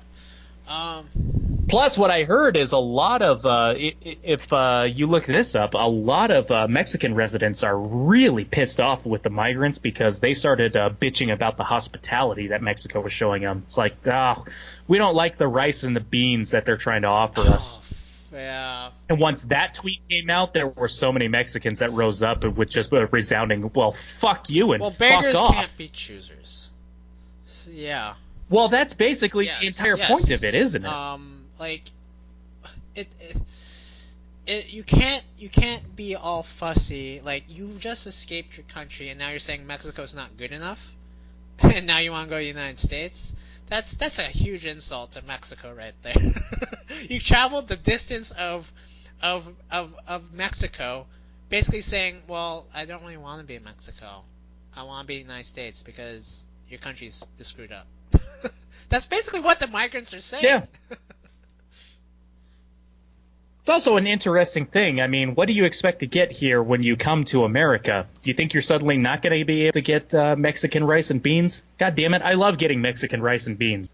That's what I like when I go to a Mexican restaurant. Like chili and some cheese queso. A little bit of that green chili. Queso with beans. Oh, yeah. That's so good. But yeah, I mean, the biggest thing to me with this whole caravan, and the part that I have not seen anybody reporting on outside of the fact that it has happened, but nobody's delved into it, is I want to know who is funding this. They didn't bring all of the trucks that they have right now. They didn't have all of that money that they've gotten, that they were photographed and videotaped as getting at various border crossings. Who is funding it? Somebody is funding it. There's some organization or there's some person. That's an interesting question. So I really have no answer to that. Of course, there's definitely people who are suspecting that there's certain organizations, maybe funded by George Soros. Who knows? Or some. Well, that's the name that I was going to give, and yeah, that's the most obvious one. It's just the problem is that there's no evidence to link him to it, but that's the thing, is that nobody wants to delve into it, so there are no names, period. Yeah, so we'll see. We'll see what, hopefully there'll be someone, brave enough to report, who's actually funding the migrant caravan. But what's kind of interesting is that we have seen this before. There have been these bouts of migrants who try to come into the U.S. Through Mexico, and it's just recently that we've had this coverage. Like there were migrant caravans coming consistently during the Obama administration, Bush administration, because it's such a such a continuous, unending flow of migrants coming from Guatemala, Central America, so they could get to the United States. And it's just recently. No, it actually is a point to you that for the past 20 years, this exact same thing has been happening regularly every couple of years.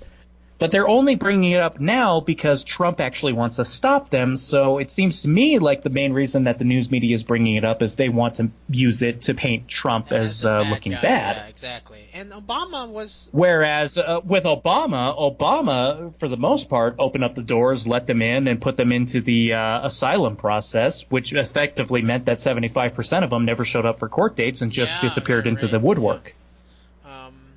So. I think it's good that I think it's great that the Trump administration has decided that for people to apply for asylum, they have to stay within Mexico in order to be admitted into the country. They have to go through the process so long as they stay within Mexico. They can't be allowed to enter yet because, of course. Well, and they also have to follow the actual law, which is apply for asylum at an actual port of entry. Not just come across the border and then just apply in case you get caught. I mean, okay, so yeah, there's a certain level of compassion and sympathy that, I mean, no one wants to see, people, a bunch of people struggling to get into a country, to make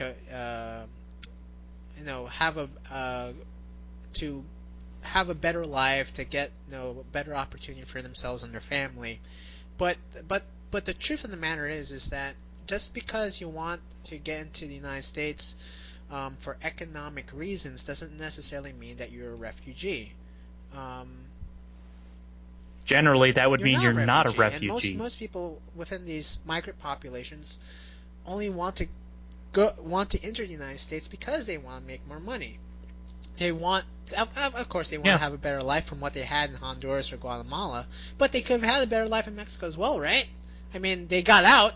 Well, and here's the problem that I have. When we're talking about this, a lot of people aren't getting into the scope of the United States in and of itself. I mean, what about somebody who's fleeing from Iowa and trying to go to San Francisco because they want a better economic opportunity in Silicon Valley? That fucking exists in this country. That's not a viable reason for somebody else to come into the country as a whole. We have a lot of economic disparity in the United States. Probably the worst in the developed world. Yeah, if you look absolutely. at the Gini coefficient, which measures the level of wealth inequality within a country, USA is definitely one of the worst performing in terms of wealth equality within the country. If you compare it to like places like France, Germany, other developed countries. So there's a lot of problems within this country, and we already have enough problems as it is, as you can see in the media, shootings and poor people, people struggling to get jobs or struggling to pay off their health care or bills and stuff, and not to mention the pensions, Social Security, Medicaid, Medicare. How are we going to pay for that shit? And this goes into again. This is why I'm a nationalist. I'm a 100% nationalist because I want to get the things in our country fixed before I even start to care about what's going on somewhere else. Like you said, I have sympathy, of course. I'm a human being. I have emotions. But at the same time, I'm sorry, I don't really. I'm not going to expend all of that care into somebody else from somewhere else when I'm living in Denver and there's a goddamn homeless mission with thousands of people backed out on waiting lists trying to get in to get a bed during the winter when it snows out here. I want to see things fixed for our fucking people first. If we get things fixed to where it's a pretty good situation, we don't really have any bad stuff going on, like there's safety nets and everything, and we can start actually talking about the rest of the world, yeah, okay, then we're willing to expand beyond our borders and look outwards. But no, right now, that sure as shit isn't the case. Anybody who lives in any kind of major metropolitan area can look outside and realize we got things fucked up in our own country. We need to fix it here, and that's why I'm a nationalist. I want to fix it here. I want things to be fixed for our own people first. Because that's the most effective way to create change in the world, is to make change within your own local area before you even start thinking about the world, right? I mean, you can see in Denver. I've seen this a lot in San Francisco. There's a ton of homeless people in U.S. cities, and we haven't even mentioned the fact that a lot of Americans are facing an opioid crisis as well. There's a ton of people who are currently addicted to opioids, to heroin, and it has really caused a crisis within not just cities but also small communities, suburbs. We haven't fixed that. There's a growing crisis right now within America, and what's pretty tragic right now is that because of the opioid crisis, there has been a certain level of people. Well, if you look at the facts, if you look at the statistics of white Americans, for the very first time in our history, in U.S. history, white American males, and I'm not sure about females, but white American males have a lower life expectancy than a year earlier now. There's a certain level of despair and I guess depression that certain people within our country are experiencing, and we haven't really tackled the crisis fully. There's still a problem out there, and it has to be addressed. And I agree with you. We have to address our own people first before we can take in more people who may potentially have more problems and who could potentially cause more problems for other people within this country. Yeah. No, and here's the thing is I don't want to make it seem like, they're going to be bringing in their own problems or something. No, they'll probably just adopt our problems. And how does that help them? We have a bunch of problems where they can get in, and a bunch of these Mexican migrants or not Mexican migrants, they were from Honduras, I think it was. Yeah, mainly from Central America. Yeah, but I mean, the point is I mean, if they get in here, they're escaping whatever's going on there, and they get into our own vices that we have in this country. They get addicted to opioids and whatnot. Well, then how the fuck does that help? Yeah, it doesn't help anyone. And plus, there's a certain, I mean, not all of them will be violent, but there's going to be a certain level of people who become violent and join gangs like MS-13. Well, that's the problem, is that a lot of them, we don't even have to worry about them joining the gangs. They're already part of the gangs. No, it's a matter of whether or not you want to believe the FBI is credible or not. Frankly, I believe the FBI is credible. They are assuming that there are about 500 people in the migrant caravan who are MS-13 or at least other gang affiliated. Okay. Well, that's a valid statement. So yeah, it's I think what's also we should point out is that I find at times very bewildering that a certain portion of this country lashes out at other Americans mainly because those other Americans are concerned about the borders, and they find that the fact that those other Americans are advocating for a closure of the borders or a greater vetting system for cross-border migration, or or something like that. Like they call them out as racist, and I don't really think of it as a racist thing.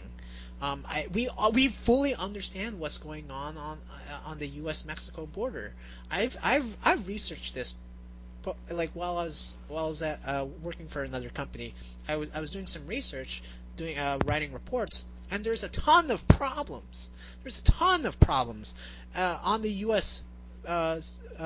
Mexico border.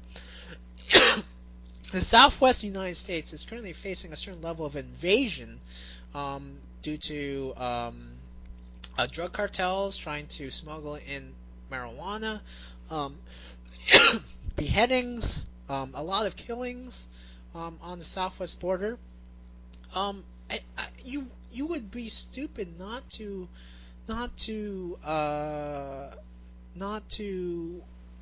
state that there is a problem on the Southwest border. There's a ton of problems that we need to address, and I think it's considerably valid. It's considerably apt to say that we need to be a lot more. I guess we need to scrutinize a lot more when it comes to letting people in on the Mexican side of the U.S. border. Yeah, absolutely. Yeah, 100%. And frankly, I would apply that to every other border that we have. We should also apply that to the eastern seaboard, the western seaboard, and even north in Canada. Because a lot of people are going to be able to get into Canada really easy. And if we're not protecting that border, they can just come down south. Honestly, I don't know why that isn't something that's discussed a lot more, because if I was going to be somebody who wanted to get into the United States, I'd try to go to Canada first, taking advantage of their lax laws. Oh, actually, Canada, well, that's kind of true, but I think it's mainly because there is a history of mutual understanding between the two countries, right? And that's the case if it's those two countries right. In a vacuum, but that's not right. The world and that we live in. Culturally, you know, I don't want to preface like this, but you know, I don't want to be racist, but Canadians, you know, they have a greater appreciation for the rule of law than Mexicans. Mexico right now is a lawless country. Since 2005, 250,000 people have been killed due to the drug wars. A ton of reporters in Mexico have been murdered. Canada is a complete 180. It's black and white when you compare Mexico to there's Canada. Also the thing is you can make any kind of joke that you want to make about the Canadian Prime Minister right now, who's kind of funny. But what nobody could seriously say with any kind of actual nobody would be able to say this and be believed is that the Canadian Prime Minister has been bribed by small-time crime cartels. And that's exactly what they're saying in the Chavez trial that's going on right now. The Mexican drug lord here in the United States who's being tried. The defense and the prosecutors have both put it out there. This guy bribed people all the way up to the president of Mexico. Yeah. It's okay, Mexico is a great country. It has great culture, great food, but the fact of the matter is that the country is currently undergoing a crisis of phenomenal proportions due to the drug wars, and it's rational to place troops on the U.S. border, U.S.-Mexico border. It's rational to reassert our own national sovereignty on the U.S.-Mexico border. It is a matter of national security as well as economic security, for that matter. We want to make sure that our certain people's jobs are not being threatened by lower-priced migrants. We want to make sure that our marijuana, our good old-fashioned American marijuana, is priced at market prices, not at black market prices. We don't want. Well, you say that kind of as a joke, but that's 100% true. I mean, if we're going to be legalizing it, and frankly, this is a sideline here, but a lot of people freaked out recently when Jeff Sessions was taken off. He was fired by Trump. And not to go too far into it, but I really do believe that it's entirely because it has nothing to do with the Mueller probe. That's all stupid. It is entirely because Jeff Sessions was well known as being huge into the war on drugs. He was hugely anti-drug. I think that Trump was taking Jeff Sessions out of the AG position in order to be able to put somebody in who is going to be able to accept the fact that he's going to try to offer people marijuana being taken off of the Schedule 1 for drug enforcement, to basically take it out of federal concern 100% in its entirety and turn it exclusively into a states' rights issue, which effectively decriminalizes it across the entirety of this country. And that's something that I think is going to come up here really soon. So marijuana, for all intents and purposes, will be nationally decriminalized. Banks will be able to get into it, and then that's going to be a huge hit into the Mexican cartels, like you're saying. The whole point of the one of the main points why we legalize marijuana in Colorado and California is so that we can tackle the monopoly of marijuana being sold by the drug cartels in Mexico, the violent drug cartels. I mean, would you rather buy marijuana from a hipster in Denver, Colorado, than from some seedy salesman who got his marijuana from Mexico? At the very least, you could assume that the weird hipster guy in Colorado probably paid his workers to grow it pretty well, as opposed to the cartels in Mexico, which I've never heard any distinct stories, but I wouldn't be surprised at all to find out that there's slave labor involved in that. There probably is. What's kind of interesting is that because of this this challenge of to the Mexican drug cartels monopolistic hold on marijuana, they've decided to divest their funds from marijuana and go more into the opioid business. And so as a result, a lot of drug cartels have decided to invest more into heroin to take advantage of the opioid crisis in the United States. So everything's from a quote unquote business perspective, that makes sense. Connected. So there's the United States has a lot of problems. I mean, man, I've never seen San Francisco so deteriorated as it is right now. Even last. Have you actually been up into San Francisco? I have. And last year, I was sharing a room with a couple of friends at a hotel. We decided to do some partying. We wanted to go drink out. They were visiting from the East Coast. One was from New York, and the other one was from Philadelphia, Pennsylvania, and and also another friend from Denver, Colorado. So we all decided to book a room, share a room, because we wanted to drink the night out, go to Castro or go to the Tenderloin or something, go get a drink. So we booked a hotel in the Holiday Inn at the Civic Center, and Civic Center, San Francisco, is not as pleasant as it sounds. Apparently, there's a ton of homeless people that are residing around the Holiday Inn hotel, just camps. It's just literal camps. You can see tents. Sometimes you can see tents of people within that area. My mom also has experienced some of the homelessness within San Francisco because she works there. She works at UCSF, and she has said that there are people who are out there walking around all drugged up, homeless. Sometimes they just splatter shit on the street because they have no bathroom nearby, and they have no enough power. Well, I guess enough mental faculties to hold it in. So San Francisco, as beautiful as it is, has gone downhill a lot. I mean, it's pretty tragic because San Francisco has kind of quite literally and quite figuratively, it's gone down the shitter.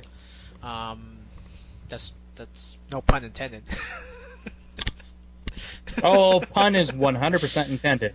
I goddamn meant that pun. Which is weird because we're seeing this this tragic disparity amongst the San Franciscans. So you see all these like programmers, Silicon Valley techies who work for all these like nice companies like Google, and they're taking these like Google buses, Facebook buses. They're commuting from San Francisco to the offices in Silicon Valley, or they're just staying within San Francisco.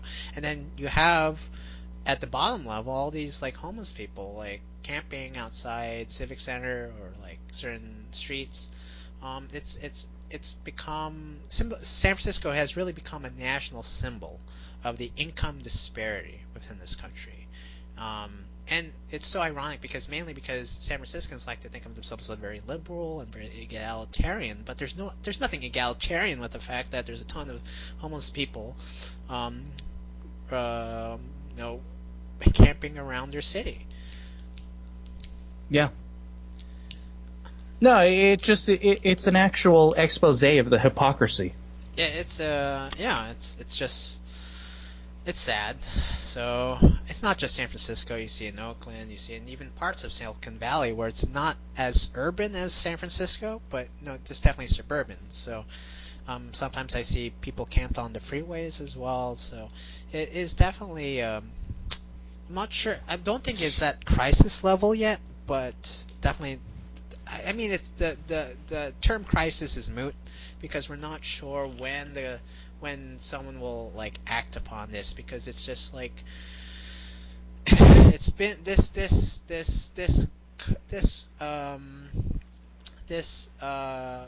current paradigm right now that San Francisco has is I think a lot of people have become complacent and like just like I don't know.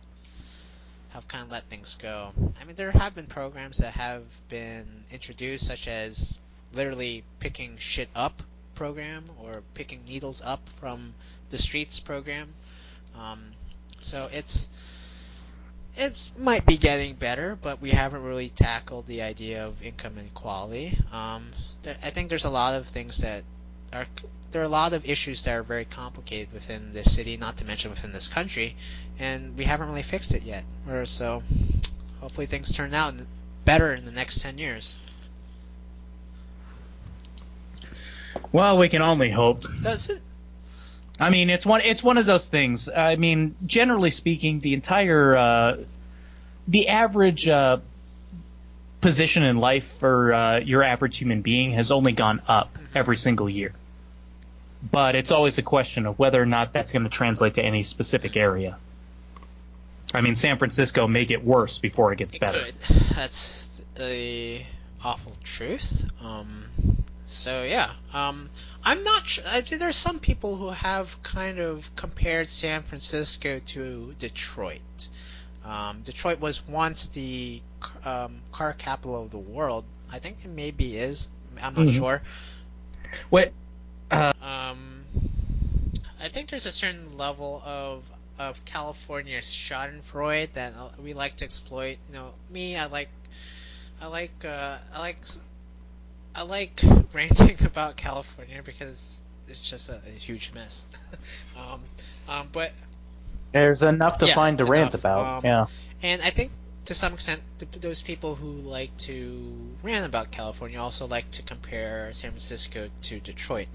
I don't think that's similar to some degree, maybe, because I find that I find the tech companies here are far more resilient than the car companies in Detroit, and I don't think San Francisco will face a downfall like Detroit had when it came to the deindustrialization of the United States. That's naive. I know. But that's really naive, because what will do it has already happened in this country already. We're talking about exporting a lot of our programmer jobs overseas to people who are going to be able to be capable of doing the programming, but will do it for a lot less. A lot of our code monkey jobs, the stuff that I do right now, the vast majority of those have moved out of the country into China and India. And the Silicon Valley is based off of the high upper echelon tech jobs. But those same jobs India and China are well on their way to having more than enough people capable of doing those. And a lot of these big companies are eventually going to move overseas to hire those people to do the same jobs for far cheaper.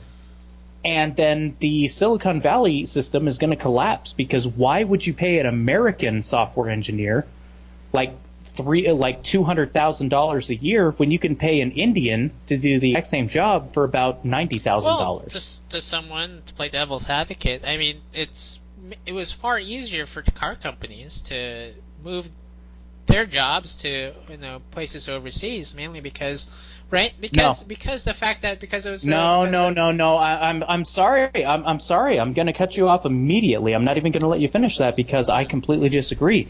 It's far more difficult to set up an actual physical manufacturing plant somewhere when what we're talking about here is computers. All you need is somebody with an internet connection and a computer, and they probably already own those, and you don't even have to provide them. All these big companies really need to do is to put in a secured VPN connection for those people. That's it. It's like no cost whatsoever. There is nothing that they need put up on the ground. They don't even need to build an office. So you're saying your job is on the line? My job was on the line before I got it. My job was already gone before I even got my job. No, seriously. That's why I'm saying I work as a code monkey right now. I'm a low-level programmer. I work mostly with existing languages, and I'm building new software, but it's based off of utilizing third-party frameworks and existing high-tech stuff, kind of like Oracle database software and Java code, in order to build applications that do very specific things. But that is what would be considered more of a code monkey job. That's the kind of thing that doesn't exist that much in the United States anymore. A lot of that stuff has been shipped overseas. Frankly, I consider myself incredibly lucky to have my job in the United States right now. Well, and what we're talking about with like Google and all that, those are upper echelon tier jobs. Those are people who are designing like new infrastructures. They're designing new frameworks, new APIs. They are expanding upon the actual existing languages. They're building new languages. But that's the kind of work that could be done equivalently by highly skilled Indian and Chinese software engineers. Note. And you don't need an office building, and you don't need a factory Note for to that. self-bomb India and China when elected president. Well, I'm not saying that, but I am saying is that the comparisons between Silicon Valley and Detroit are apropos, and frankly, to an extent, I'm kind of amazed it hasn't happened already. I agree with you that I definitely agree with you that I think white collar jobs are far more on the line when it comes to being outsourced. Mainly because, as you said, that the fact that you only need to just send enough capital just to start a new office overseas to open up an office is far lower in price than it is to like send a whole factory overseas. And you need to send equipment and whatnot and build equipment from scratch. Office jobs are under threat right now. Not just from outsourcing, but also from artificial intelligence. When artificial intelligence becomes a fairly refined apparatus, like very menial jobs that are very repetitive in offices will be replaced by computers. That's the very first much thing so. on the line. That's the first thing on the chopping block. On those white collar jobs, it's not blue collar jobs. And that's the thing, is that the only way that humanity is going to be able to survive is we're going to have to push ourselves into a Star Trek style post-scarcity society. But as I see it, we don't have a path to that right now. But we're already getting to the point where people are going to be left behind. I think in our lifetimes, your and my lifetimes, we're going to be looking at like massive starvations and unbelievable nationwide unemployment. Not necessarily in this country, but it's going to be happening. across this planet, especially as artificial intelligence comes into play and just replaces the jobs that used to be done by like tens of thousands of humans can now be done by one computer. Yeah, that's a possibility. It's kind of scary, and a lot of people are entertaining with the idea of having a universal basic income for people who don't have jobs in the future. That would be the post-scarcity thing, but the problem with that is, as I see it, how much are you going to pay those people? You're not going to pay them like a decent wage. Well, this is where our ass card reader comes in, where we, you know. Well, I guess that's kind of the thing is, honestly, porn is something that robots aren't necessarily going to be able to get into. Or at least 100%, only about 50%, because, let's face it, I enjoy some fucking machine stuff.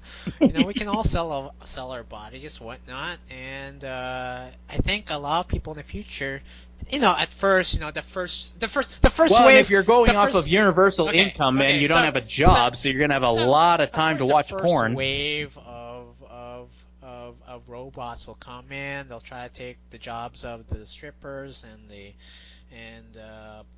escorts and whatnot. But I think a lot of people within that market are really starving for something real. And what's not more real than the human body, an actual human body? And I think there's enough human bodies out there without jobs to go into the stripping and escort market. So I think that's the future for us if we don't want to have universal basic income. There's probably also the temporary market of the fuck you clientele, which is, hey, you used to be making like $300,000 in Silicon Valley, working on software that steals my personal medical information and sells it to China. Well, now you're dancing on stage. Bend over and show me your ass. Let's object orient his Python hole. Goddamn right.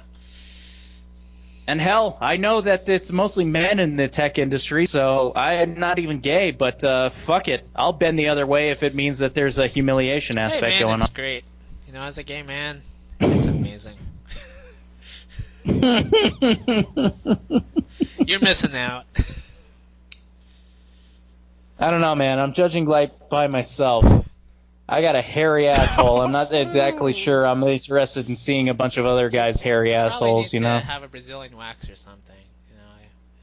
That won't do. Well, I guess I can look into it. I've shaved. It comes back. Well, you have to. Bad. Well, that's what the universal basic income is for, to maintain that shaved asshole. So here's your check from the government. You can spend 50% on food, and the other 50% needs to come from waxing your ass.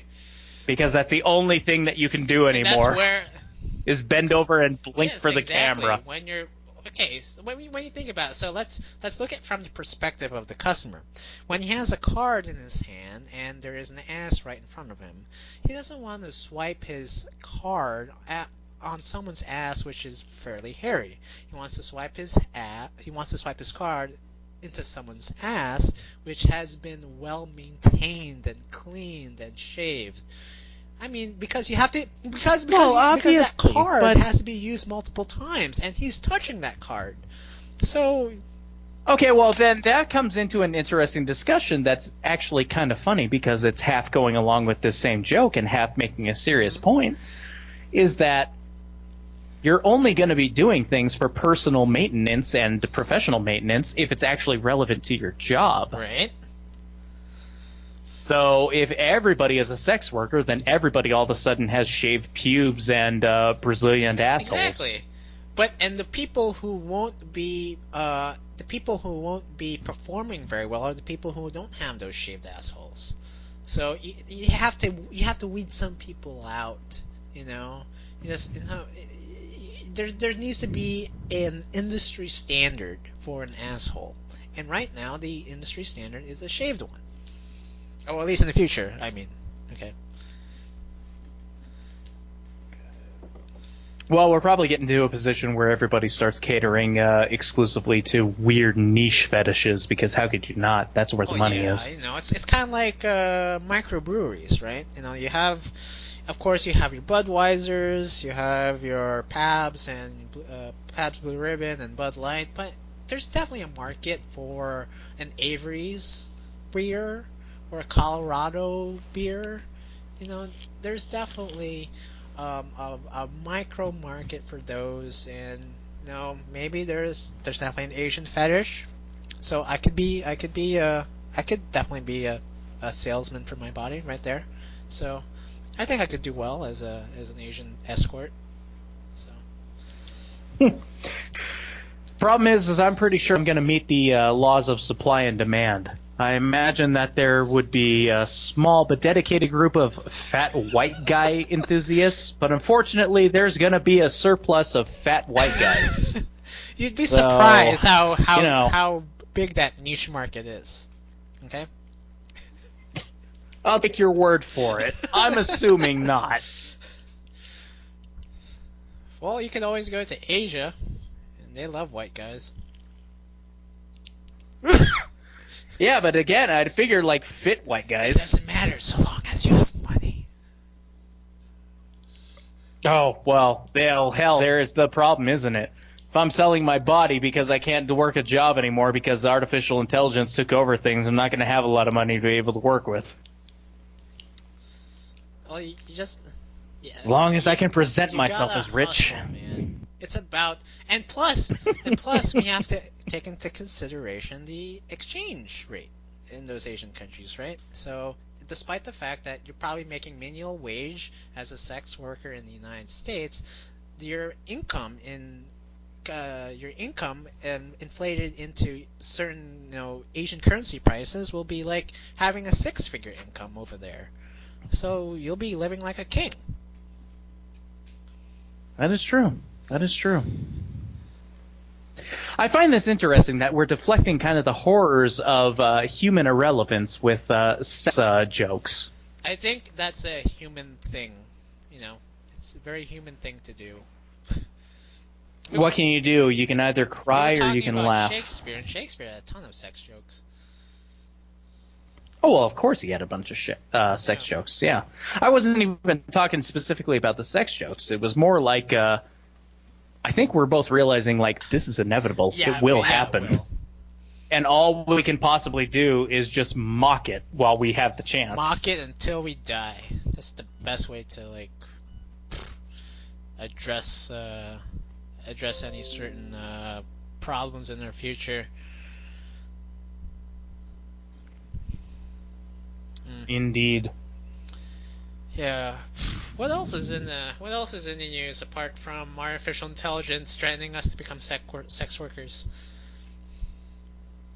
I don't know if it's something that we could get that deep into. There was Eric Swalwell, the California Democrat senator, who was talking about going against the Second Amendment in the last week. About that. That one was kind of interesting to me. It made a little buzz around certain circles because his argument was, frankly, I don't think he meant it this way, but he was arguing completely against the Second Amendment, and his argument was that gun owners will eventually have to turn over their firearms to people because the United States government has nuclear weapons, so that fight would be short. I just bring it up because I know that he tried to walk that back and say that, well, I was joking, I wasn't serious. My only response is, yeah, the U.S. government has nukes and the U.S. government would need to use nukes. I'm not joking. The U.S. government has a monopoly over nukes. Well, no, that's not true. That's Russia true. and China That's have true. some But pretty I mean, advanced systems. if there is a civil war within the United States, the federal government would most definitely have control over the nukes, unless Well, they would have control over the nuke, but that's the thing: is the U.S. government actually going to nuke parts of the United States in order to deal with people who aren't turning over their guns? Of course No, not, of course they aren't going to do that. And that goes into the whole Afghanistan analogy that I raised previously. So then they're going to have to chase gun owners into the woods, and you're going to be bogged down for 20 years. No, we haven't used nukes in in 70 years. If we haven't used nukes on the Afghans or the Iraqis, we're not going to use nukes on ourselves. No, of course not. I mean, it's absurd for him to even bring that up. I mean, what is even the point? Like, I find it kind of strange that the left has this kind of fetish for hunting down gun owners to some degree. Like, there's a certain branch of like the left that has this. Their main concern is trying to confiscate guns. And I find gun owners are completely reasonable people. Like, at least the people I've met. Well, honestly, I think everybody in this country knows a gun owner. They just don't realize it because the vast majority of gun owners probably aren't the kind of people who only ever talk about guns. They're probably the kind of people who are your coworkers or your family members, and they don't bring it up because why would they? They haven't come out of the closet. That's the point. They haven't come out of the closet and say that they're a full-fledged gun-swinging owner. So they're not flamboyant. You know, honestly, that's not necessarily even a bad analogy. Although I would think it's more a matter of you're not even actively trying to hide the fact that you're a gun owner. It's just more that, well, you are, but why would I bring it up? Why would I talk to anybody about that? If I know a bunch of people who don't like guns, I'm not going to annoy them by trying to talk about them. You know, it's kind of a niche thing. In many ways, I'd compare gun ownership in this context to being an anime fan. You're not going to try to talk to your average coworkers about Neon Genesis Evangelion if you don't think that they would understand what the fuck that even is in the first place. I love that we brought up Neon Genesis Evangelion into this conversation. Honestly, I was a pretty big weeaboo back in the day, so that's kind of my go-to. I mean, when in high school, that was the shit. I've never seen it, actually, and I've lived in California for a while. And I love anime to a certain extent, but I wouldn't consider myself like a full-fledged anime fan. But yeah, going back to your point. Yeah, I haven't seen a lot of anime in a lot of years. I'm just saying, like, I was a weeb out the ass when I was a teenager. So, and when I was a teenager, like, Neon Genesis Evangelion, that was like newly released into the United States, so like everybody was talking about that constantly. I think that was the theme song. I don't know the words. Yeah. Everybody became orange juice. That's all I remember. Is that a euphemism for they got blown up by a nuke or something? No, that's actually kind of literal. Everybody became orange juice. Like from Florida? Yeah, this goes into the weird thing. I can't really explain that if you haven't seen that. Okay, I'm googling this right now. Evangelion. Okay, Tang is the meme version that will get you the images. Tang.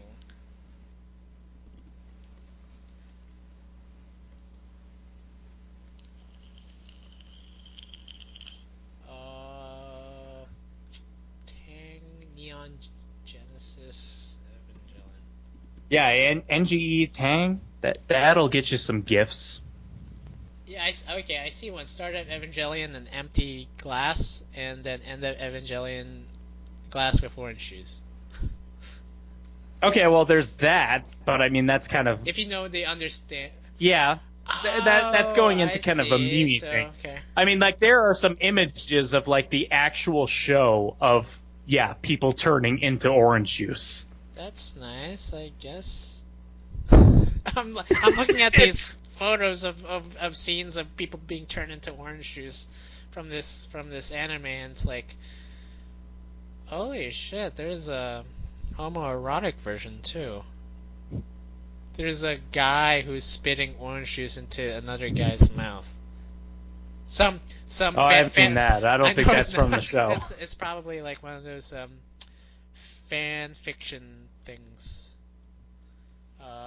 That's quite interesting. This basically goes into anime was weird. Anime is weird. Anime is totally weird.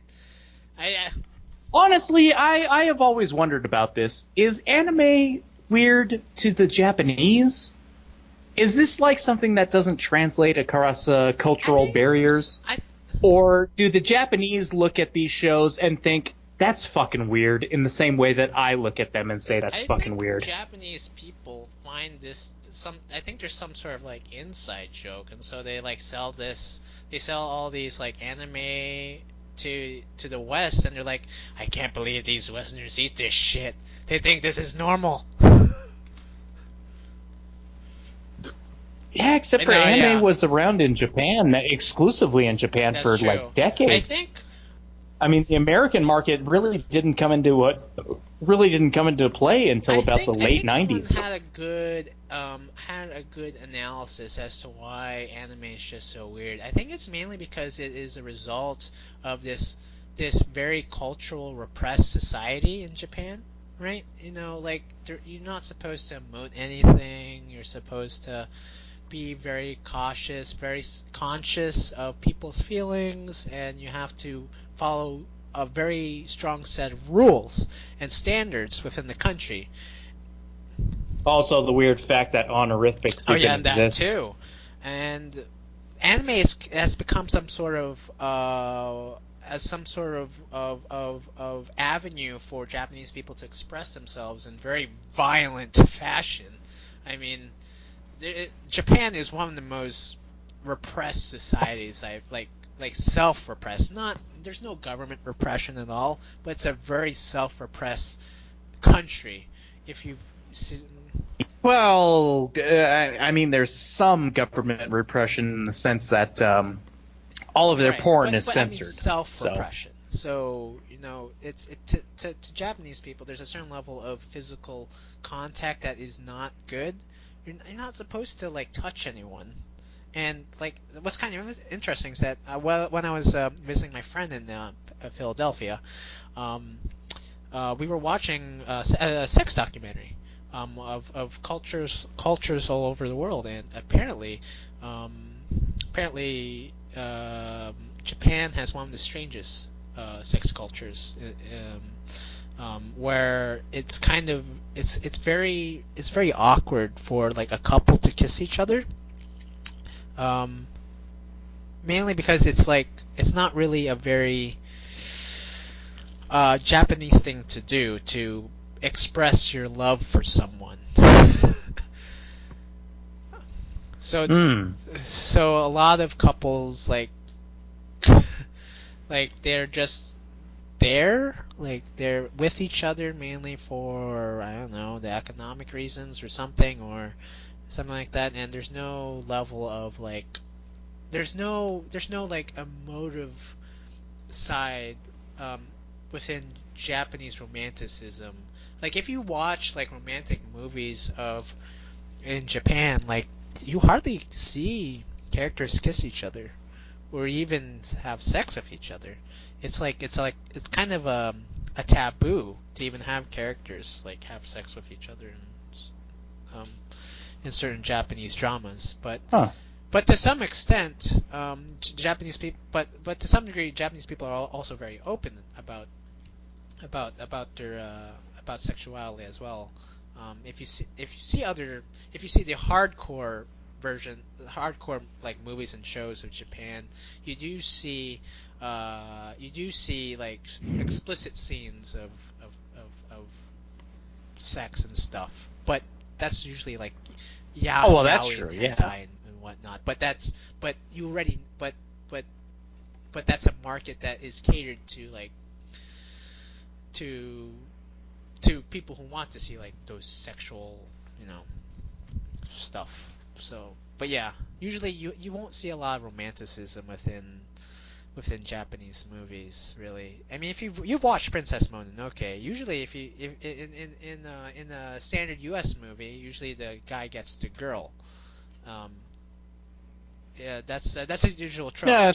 That's generally the arc. Not Yeah. Japan. Like if you look at Princess Mononoke, the guy doesn't get the girl. They go their separate ways. I never even really thought about that before. I don't know. There is on Netflix, if you have Netflix, there is a documentary. I think it's like a CNN documentary. It's called like The World of Sex or something like that. And there's one episode in Japan, and you should definitely watch it if you want to look more into how sex culture is in other countries. No, I'm actually fascinated by this. So, World of Sex, Let you said me it was called? see. It's hosted by Christian Amanpour. Um, World of Sex doesn't give me any results. He So. gives you a ton of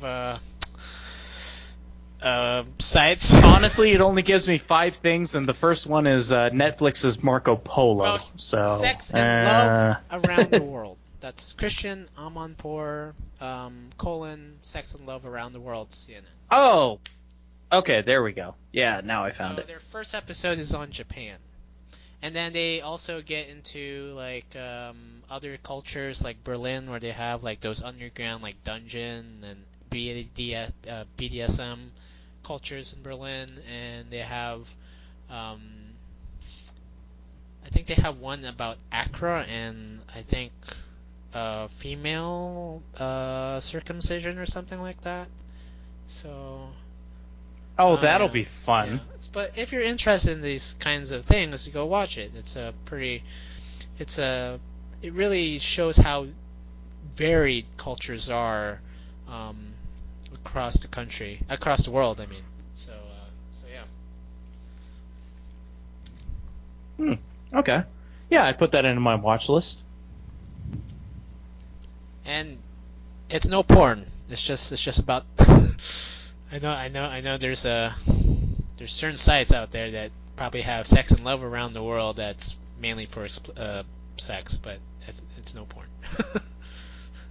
It's Honestly, it's funny. We're probably old enough to where you have to make that distinction.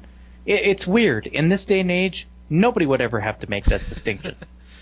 Yeah, that's true. I mean, Yeah. seriously, if it's something that's a documentary, nobody should ever have to say it's not porn, in the sense that, well, if you're looking for porn, you know where to find it. You know? Well, I haven't thought about that. I know that 50 years ago, when porn was still very much taboo and there was no internet, how people got away with this, got around the censors, is that they told the censors that these porn videos were really sex documentaries. Well, yeah, they did that back in the 60s, 70s yeah, and whatnot. 60s or Sure. 50s or something like that. Yeah. But I'm just thinking, like, today's day and age, I mean, like, if somebody was going to try to make a documentary that involves sex, you can reasonably assume that it's going to actually be a documentary about sex and not porn. Because why would anybody make something to try to get it passed as porn? There's no reason to, for one, and you're just not going to find an audience. People who want to look for porn are just going to go and get actual porn. And people who want to learn something will see that you're not actually selling anything in terms of knowledge, and they'll just click off. So go watch it. All right, fair enough. What else is in the news? I haven't seen. I mean, I think that's pretty much in terms of California. I think what we've mentioned previously is pretty much what's been in the news lately. Smokes, the fires, migration. Let's not forget the utility companies being involved in those fires. PG&E, and PG&E and SoCal Edison, yes. But other than that, then talking about having English as the standard language for the country. That's one thing. Multiculturalism is overrated. If Kind of fucked up in a weird way. it's abused, patronizing to say that it's okay, you can just speak your own language when it's kind of saying that you have no means to learn our official language or our native language here. You can just speak your own. It's fine. I mean, mean, it's very lazy. If I go, if I go to Mexico, yeah. I mean, we're going back to this topic, but if I go to Mexico, it is expected of me to speak Spanish. When I was traveling to South America, a lot of people only spoke Spanish, and I had to assume that they could only speak Spanish, and so I had to learn Spanish when I had to order a burger or drink or how, ask for directions. If I like, it's their country. Like, I think a lot of people don't really understand that languages really define national sovereignty. It's one of the meta distinctions, meta borders, that makes up a unique culture and nation state. Well, yeah, absolutely. I mean, that's one of those things. I mean, one of these days, like, I've got kind of a bucket list kind of deal before I die. I would like to do a road trip from America all the way down to Tierra del Fuego at the southern tip of South America. And I know that before I do that, I need to really bulk up and actually learn how to speak Spanish fluently before I do that.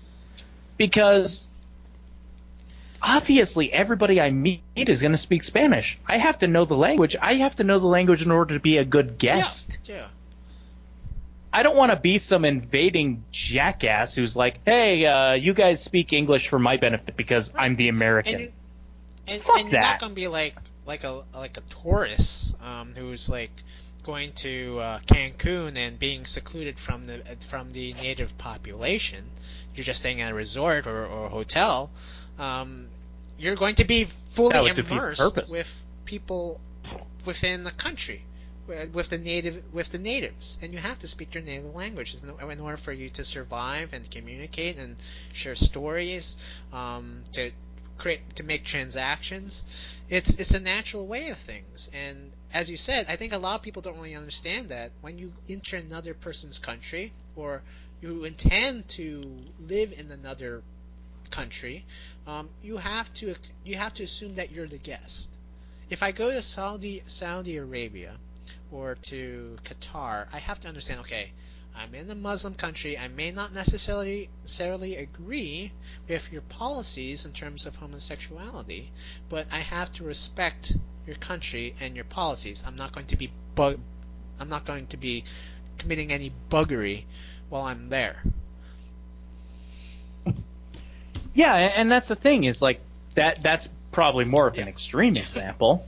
But I mean, it does make perfect sense that what you would have to do is you'd have to do, no matter what your personal beliefs are, no matter what your personal ideals are, you'd have to do things in the way that match up with your host country. Exactly. You have to respect their laws and cultures as much as you can. It's if you despise what they do, don't even think of going to those countries. Well, that's the biggest thing right there. It's exactly what you said. Is like I wouldn't even want to go to Saudi Arabia. I was just making an example. Just because I have. Yeah, but I fully understand your example. And that's the thing is, like, that's exactly why I wouldn't go to Saudi Arabia, because I do believe in this concept of you have to respect the nation you go to. You have to actually tolerate their personal viewpoints. You have to deal with their kind of stuff. I refuse to do that, so I refuse to go to Saudi Arabia. Fuck them. They can burn. Burn it to the ground. Yeah. Well, that's Saudi Arabia thing. Oh, yeah. Well, I mean, that's just more hyperbole on my part, but you know what I mean. I agree. To me, Saudi Arabia is one of those countries I mean, really despise. It's more like so yeah, I'm on board. Yeah, I'm not. I mean, to me, it's more like the concept of Canada. To bring this really close to home, Canada doesn't have free speech the same way that the United States government does. And so if I was in Canada, I'd actually have to watch my mouth a little bit because you could go to jail for saying certain things. Okay, well, if I go to Canada, I will tolerate that temporarily while I'm there and abide by those rules. once I go home to America, I'm going to fire up Twitter and actually create an account for Twitter, and then find like the Quebec police force and call them cunts. You have to say it in French though, because it's Quebec. Le cunts.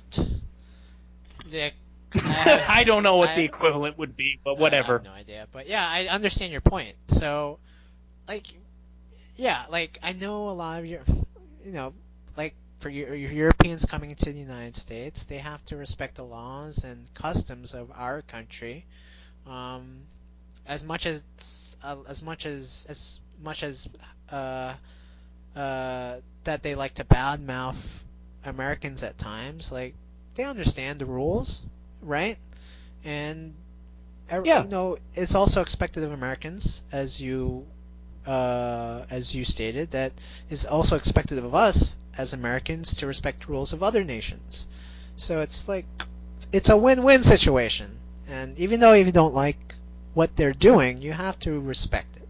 And that's all I think that's what Trump has been saying for these past 2 years, is that we have to reassert our own national identities and sovereignties, because if we don't do it, as much as I don't like his personality and whatnot, and how he like tweets so fucking much, as much as that, yeah, we have to reassert our own national sovereignty and identity so that we can provide a strong vision for our country. And right. Yeah, absolutely. So yeah. So yeah, like I think it's been kind of it's been a quiet news cycle. I mean, there's also the Khashoggi killing. Apparently, the Saudis have confessed that they were intending to kill Khashoggi, the journalist from the Washington Post, at the Saudi embassy in Istanbul. I mean, to me, it kind of doesn't matter what they say. It's basically been confirmed they wanted to kill him. So I know we've kind of talked about this previously, and you said that we do have to draw a line here. Khashoggi was not a U.S. citizen, and so it shouldn't really be a concern to us that he was killed by the Saudi government. But do you have reservations? But don't you still have reservations as to our dealings with the Saudis, and Trump saying that they're the best ally in the Middle East? Yeah, no, immensely so. They suck. They're garbage. The Saudis are crap. I hate the Saudis. But here's the thing, is that if we're talking about things in terms of the United States, again, I'm going to go back to nationalism. Khashoggi, he may have worked for the Washington Post. He wasn't an American citizen. Non-Americans die every single day for a bunch of shit reasons that are horrible. What are we going to do? Go to war with the entire planet? Nobody is arguing that. And frankly, if we're talking about this in pure moral terms, we should. Every single other country should be nuked for a lot of the shit that they do. But that isn't the world that we live in, so we have to look at this more pragmatically. And so, yeah, Khashoggi was fucked, and he was murdered by these people, and that's exactly what it is. I don't want to put this into any uncertain terms. I don't want to put this into I don't want people to think that this is going into a context for me like, well, it wasn't necessarily murder. No, it was murder. Straight up fucking murder. 100%. And the Saudis are fucking worthless pieces of shit because of it. That said, I'm still thinking of this in a broader American sense. We're dealing with the Saudis not as allies. I don't think that the Saudis are our allies. The Saudis are the ones who were responsible for 9/11, flat out. So I want them to all to burn. But at the same time, they have a lot of money and they have a lot of influence in the region. We have to kind of deal with their shit. Oh yeah, they're So we're in a rock and a hard place, as it were. Yeah, You know? and it's the sad truth of world politics. We have to think realistically, and I agree. As much as I hate Saudi Arabia and their culture, just an absolute biblical Old Testament looking culture, that has no reason to exist in the 21st century. We have to deal with them because they are a major player, and so do the Israelis. The Israelis have to deal with them, and Israelis understand the deep anti-Semitism within Saudi Arabia, but they swallow their pride and make deals with that country, mainly because if they do not do it, then they don't have that much leverage within the Middle East. And Saudi Arabia is, it's a huge country, has great economic leeway within the Middle East, and not to mention the world when it comes to oil. So we have to make do what we have to do. I will say this, in terms of very personal opinions, and I don't know how this would work on the world stage. I'm just putting this out there as like my very personal opinions of things. If we can identify the actual Saudi prince who was involved in the murder of Khashoggi, I would like to see that guy get killed, assassinated. Secretly, quietly. Let's pull a Russia. Let's get like a rice and tipped pellet out of an umbrella or something like that. Fuck it. But in the broader scope of the country, we got to deal with the country. Because frankly, when it comes down to it is, let's be perfectly honest here. Ultimately, what this comes down to is we have problems with very particular leaders of Saudi Arabia. Saudi Arabia as a country, in terms of like the culture that is produced, sucks, but that doesn't translate to the people. Your average person, if you actually got a chance to sit down with them and actually do a debate, they probably wouldn't agree with even half of the stuff that their own country promotes, but they just go along with it because that's what it is, And so I'm not against the country as a whole because I'm not against the people of Saudi Arabia. No, I think we have to have a distinction between the government and the people. When we talk about North Korea, of course we have to understand that the North Koreans we have to have a certain level of sympathy because they have been brainwashed for their whole lives by the North Korean government. It's the North Korean government that's the problem, not the North Korean peoples. Yeah, exactly, and I'm glad you brought that up. That's like the perfect example. I think most people would look at that as saying that the North Korean people are completely innocent from this. We shouldn't necessarily attack the entire country on the fault of a couple of people. Well, that's not necessarily how it works, but I agree with the sentiment. If not necessarily the execution. I think the only countries that should be made culpable of their government's choices are democracies, republics. Because people, so long as Well, I understand what you're saying. I understand where you're going with that. I technically kind of disagree a little bit, just because that there is no such thing as a true democracy. Athens was the last true democracy. Everything else is basically just a democratic republic, for the most part.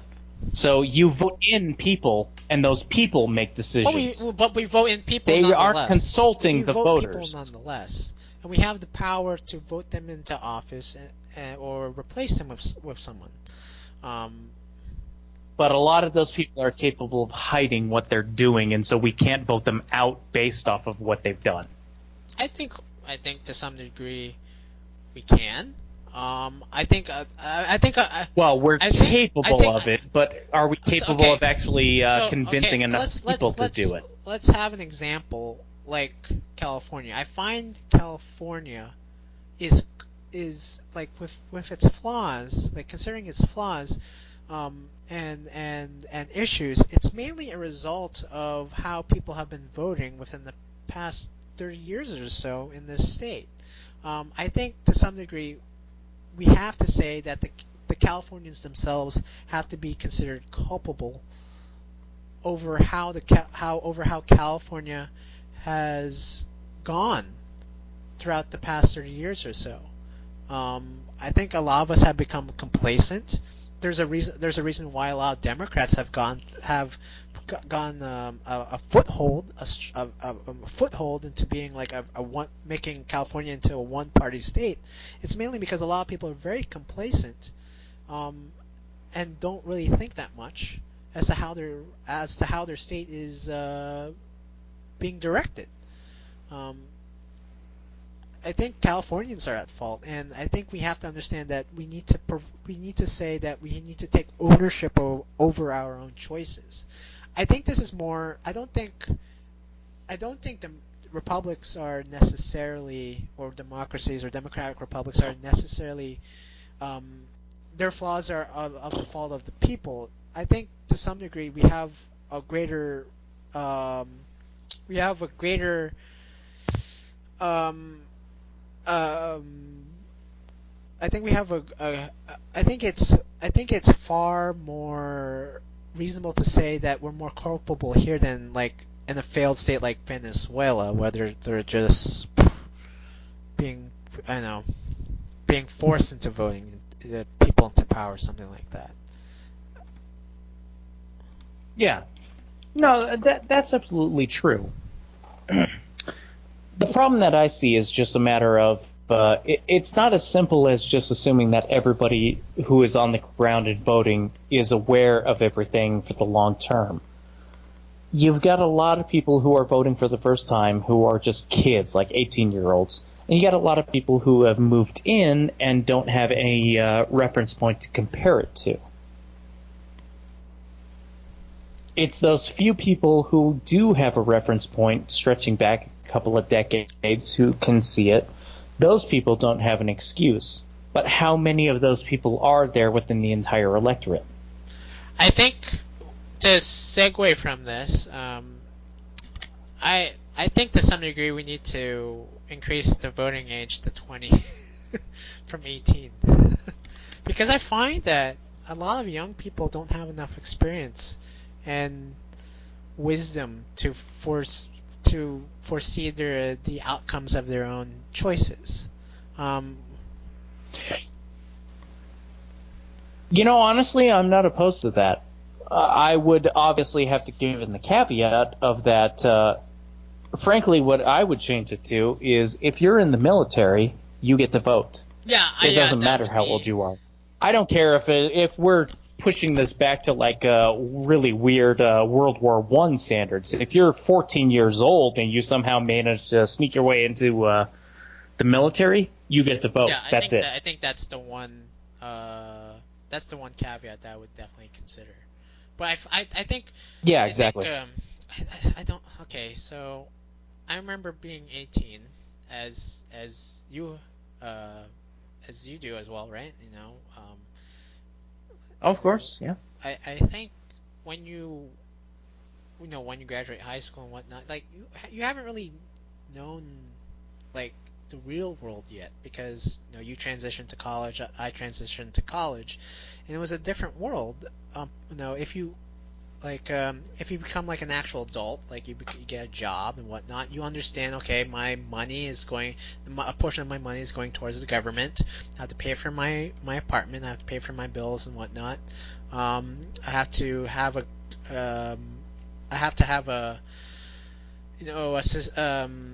good sustained standard of living. You become embroiled into the idea of being an adult, with all the bills and whatnot. When you're 18, you don't really know that much. I mean, there's some people who are forced into becoming, adults at a very young age, but I find that it takes time to really foment a certain understanding of the world when you're young. And not to mention that your brain is not developed until the age of 25.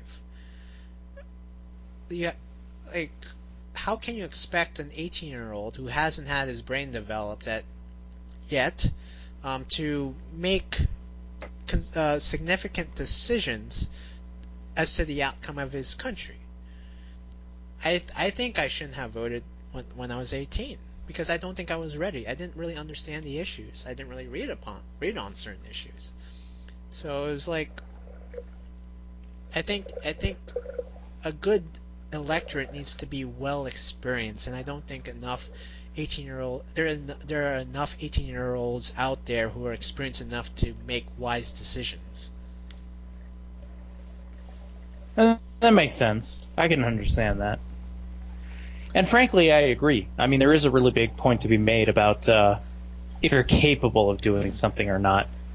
I mean, I think it says a lot about human development that a private industry, car rentals, they won't let you rent a car until you're 25. Doesn't matter if you can actually drive or not. Yeah, our brains are basically like working at 90% of its like potential efficiency when we're like at 18 or something. It hasn't developed quite yet. So yeah, I'm for increasing the age to 20. There's enough 18 years olds out there screaming and lashing at us that we're all racist and whatnot. So yeah, and they don't even know what that means. Well, I don't think most anybody knows what it means. You see a lot of 30, 40, and 50-year-olds talking about racism just out of nowhere. It's just basically they're using it as the equivalency of this is thing I don't like. Oh my god, this just reminded me of something. So okay, speaking of which, I visited a friend's house. Well, it was the guy I was dating, and I'm not sure if it's a friend yet. We were just dating. So he invited me over to his house, which was a co-op, and he was with some other people he was sharing a house with, and we were making dinner. So we had I know we're kind of segueing like hey, segues are what we do, man. This is a 180-degree tangential right here, but well, not necessarily. It's kind of pertinent, but we were having dinner, and right before dinner, with his friends, me and him, he proposed to have a prayer, a little what's it called, like a prayer, or what's the word I'm looking for? Before dinner, say grace, saying grace. What, your Lord's prayer? Like saying grace. Yeah, right. Lord's prayer. But it wasn't grace, because I want to note that these people were not Christians. They were these like hipsters, fairly liberal hipsters, and this guy I was dating, he graduated with a degree in feminist studies, and so considering that situation, he then turned on some sort of ominous music on his laptop before we ate, and said, "Okay, we're going to have a little prayer." And he said, "Okay, dear universe," or something like that. We want to pay respects to all the victims of American colonialism and imperialism. Mind you, there was this ominous music playing in the background, and he was like, "Now, please speak out if you have been victims of this tragedy. If your ancestors have been victims of this tragedy." And so some guy next to him said like, Yeah, I'd like to speak out. My family is from Puerto Rico, and we were, I guess, imperialized, colonized by the Americans and whatnot. Okay, sure. And I felt like if I was going to, if I felt like if I had said a word, I would have laughed, and so I didn't say a word. So I just You've got a lot stronger willpower than me, because the same kind of grunts and groans that I'm doing right now, I would have been doing that entire time. And I probably would have raised my hand and said, like, well, yeah, I was victimized. My ancestors used to live in Gaul, and they were enslaved by white people from Italy. The Romans enslaved me. But it was okay, because of the long enough timeline. Also, then my white ancestors were also enslaving the Italians later on when the barbarians came to the gate. So this is all fucking pointless. So, yeah. So fuck your shit. I mean, what the fuck does this matter if it doesn't happen to your immediate parents? Right. You know? Yeah. So I just smirked, and we then opened our eyes, and then we started eating dinner. But that's the kind of thing that only in California that one can experience. I mean, definitely Boulder, Colorado could be a distant second maybe, but this was some. Boulder is like California 1.5, you know. So, I mean, seriously, but. No, I get what you're saying. Eventually, I did make love to the guy, but. Well, fuck it. I mean, at that point, just fucking leave him. You know, get what you want, and then move on. I got That's what I'd say. I had enough of the intersectionality of our heritage. So. Fuck yeah! More power to you. Yeah, that was it. I don't think I would have been capable of dealing with that. I probably would have lost my mind when that was starting to be brought up. Funny. I think I could have imagined you guys being friends, because he was into anime a lot. Well, I mean, we could have conversations about that, and I'm sure that would probably work out pretty well. He was big into like Sailor Moon. Like we were discussing. I was saying like, there are other Sailor Moons or planet Sailors or something, because he was just talking about like Sailor Neptune and Sailor Pluto. I'm like, oh yeah. They were in the cartoon. Yeah, that's right. Sailor Uranus, the short, tall tomboy. Yeah. And there's Sailor Mars, so whatnot. But yeah, the only issue I had with this guy was that he studied feminist studies, and I'm like, okay, sure. So I've got a question here. What is feminist studies? I have no idea. What the hell does that even mean? I mean, there is some legit. I mean, there is definitely a legit field of studying like history of women. No, I know it exists as a field, but I mean, like, what does that encompass? Actually, that's actually a good question. Probably, I think I'm just going to Google it right now and check out a Department of Feminist Studies, like at some random university, and see what their course load is like.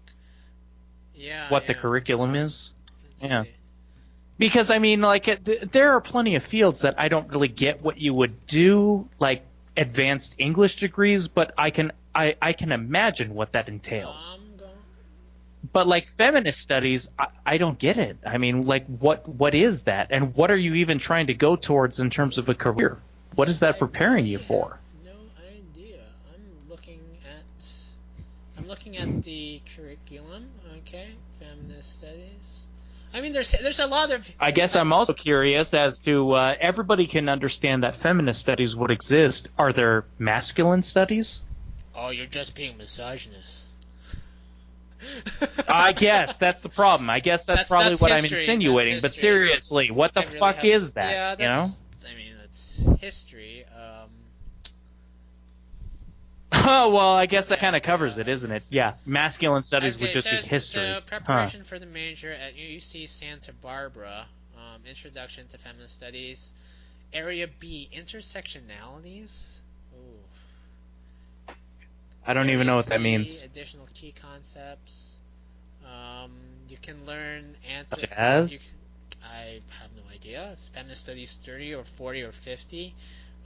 There's an upper division where you study Feminist Studies 180, 181, 182. I don't know what those courses constitute, but okay. And then you can do some division electives like Japanese Comparative Literature, Black Studies, Asian American Studies, Art History, Asian Cultural Studies, Feminist Studies, Media Studies, French History, Italian Religious Studies, Political Science, Spanish. I mean, I don't know what Feminist Studies means because they're just giving me a general course list of Feminist Studies 101, 20 something, and I don't know what those mean. So that doesn't define what is actually being learned here. Let's see. I'm looking at the courses offered. Courses. I mean, shit, at least in STEM, you have to sign up for like a math class, and the math class name defines the area of mathematics. Oh, that okay, you're here we gonna go. Here are the course descriptions. Okay, Feminist Studies 20, Gender and Power, Introduction to Feminist Studies. Fems 30, Women, Development and Globalization. Fem 80, Introduction to LGBTQ Studies. Fem 120, Women's Labors. Fem 139, Women of Color, Revolutionary Dialogues. Oh God. Fem 142, Black Women Filmmakers. Fem 143, Women's Film Narratives. Fem 162, Queer Theory. Fem Studies 180, Feminist Analysis. Fem 181, Feminist Theories, and Fem 185 BC, Gender and Culture. So, the only things that I understood about that are movie interpretations. These are film classes? Some of it, I think there was two classes that implied film. There was one, Black Women Filmmakers and Women's Film Narratives. Yeah, exactly. I mean, I'm not trying to be a cunt. I'm trying to genuinely put this into a broad and meaningful context. And those are the only two that stood out to me as actually being involved in something. Yeah. I think a lot of it's just history, and then basically interpreting that history is misogynistic, from what I'm looking at. So. Okay. But yeah, that's. I think I'd like to point out Jordan Peterson. Okay, so you know Jordan Peterson. I've heard the name. I don't really know who he is. He's become a popular intellectual. I've started reading his book a bit, but I've mostly heard of him in the context of he's somebody who tells people to actually take a bath, which is probably a meme. Or clean your room. That's the meme. To clean your room. Yeah, because I don't really know anything about him. He makes a good point. He mumbles a lot. I'm not arguing against that. I don't know what he says. What he's saying, he makes a good point about that although there is a history of females suffering in history, you can make a point that males suffered far more than females, mainly because of wars, industrial labor. I mean, when you think about it, all those factories in the 19th century were mainly occupied by males, and a lot of them were injured through accidents and whatnot, and he was basically saying that females are not exclusive. Oh, okay. The violence is not exclusive to just females. Well, no, I mean, obviously it's not. But I get what he's saying, but I also could understand a counterpoint if it's directed exclusively at that. Yeah, men would have suffered a hell of a lot based off of you have to go to war, you have to get involved in business and You have to provide for a family and all that. And men would have been destroyed by war, and they would have been destroyed by the Industrial Revolution and whatnot. But I would say this. I understand a little bit of the counterpoint, and I don't even know if anybody else has brought this up, but I see it. I could fully understand how women would have been completely destroyed by just not having a purpose. You know what I mean? If men are destroyed by you have to go to war and you have to go into industry and you get like your arms ripped off in a new industrial machine and your lungs explode out your mouth while you're puking because you are exposed to chlorine gas. At the very least, men had a definable purpose. No, but Women, I don't think, had a definable purpose that they knew that they had to go into outside of just being a wife. And so in that state, I can understand it to where it would be a little bit more confusing for women to what am I supposed to do? okay, I think that's a valid argument, but the fact that rearing a child is, it's a struggle in and of itself. It's a huge struggle. I mean, that's obvious. But I mean, if you're not involved in actually raising a child, because let's put it into the most conventional terms possible. You were actually in a relationship with a man, and he was brought up into war. You guys weren't married yet, so you didn't consummate your marriage. He went into war. He died. And then where are you? What are you supposed to do? What is your purpose now? Man. Okay, yes, that's a joke, obviously. Okay, I get that. But yeah. But I mean, like, in terms of, like, this whole discussion about feminist theory and whatnot, I kind of get it from that perspective. Right. But I imagine most feminist theory is not going to be really talking about it from that point of view. I understand that a lot of women have been deprived of certain opportunities in the past, right? No, I'm not even talking about opportunities. I'm more talking about but their purpose. Purpose was predefined as child rearers, right? Yes, but if you don't get that opportunity to be a child rearer and you got into your 40s and then you hit menopause and whatnot, what the fuck are you supposed to do? Nobody had any intention for you. So few women were like that, though. So I mean, okay, if we're thinking about I'm just saying this. Like, I get it. I get it from that perspective. If that's what we're talking about exclusively, I can get where some of this stuff is coming from. Okay. I'm just saying, like, men. I get it from my perspective as a man. Like, I have very particular purposes. I have to work. I have to provide for my family. And I also have to die in war. Those are very specific things that I have to do, and there's no question for that. I know what my purpose in life is. For women, if you are outside the opportunity to raise children, what are you going to do? Why do you exist? Once your menopause hits, what are you here for? So there's that. Okay, That's what I'm getting at. Okay. That's a apt point. So yeah, I know I'm not studying feminist studies, so I really have no answer to that.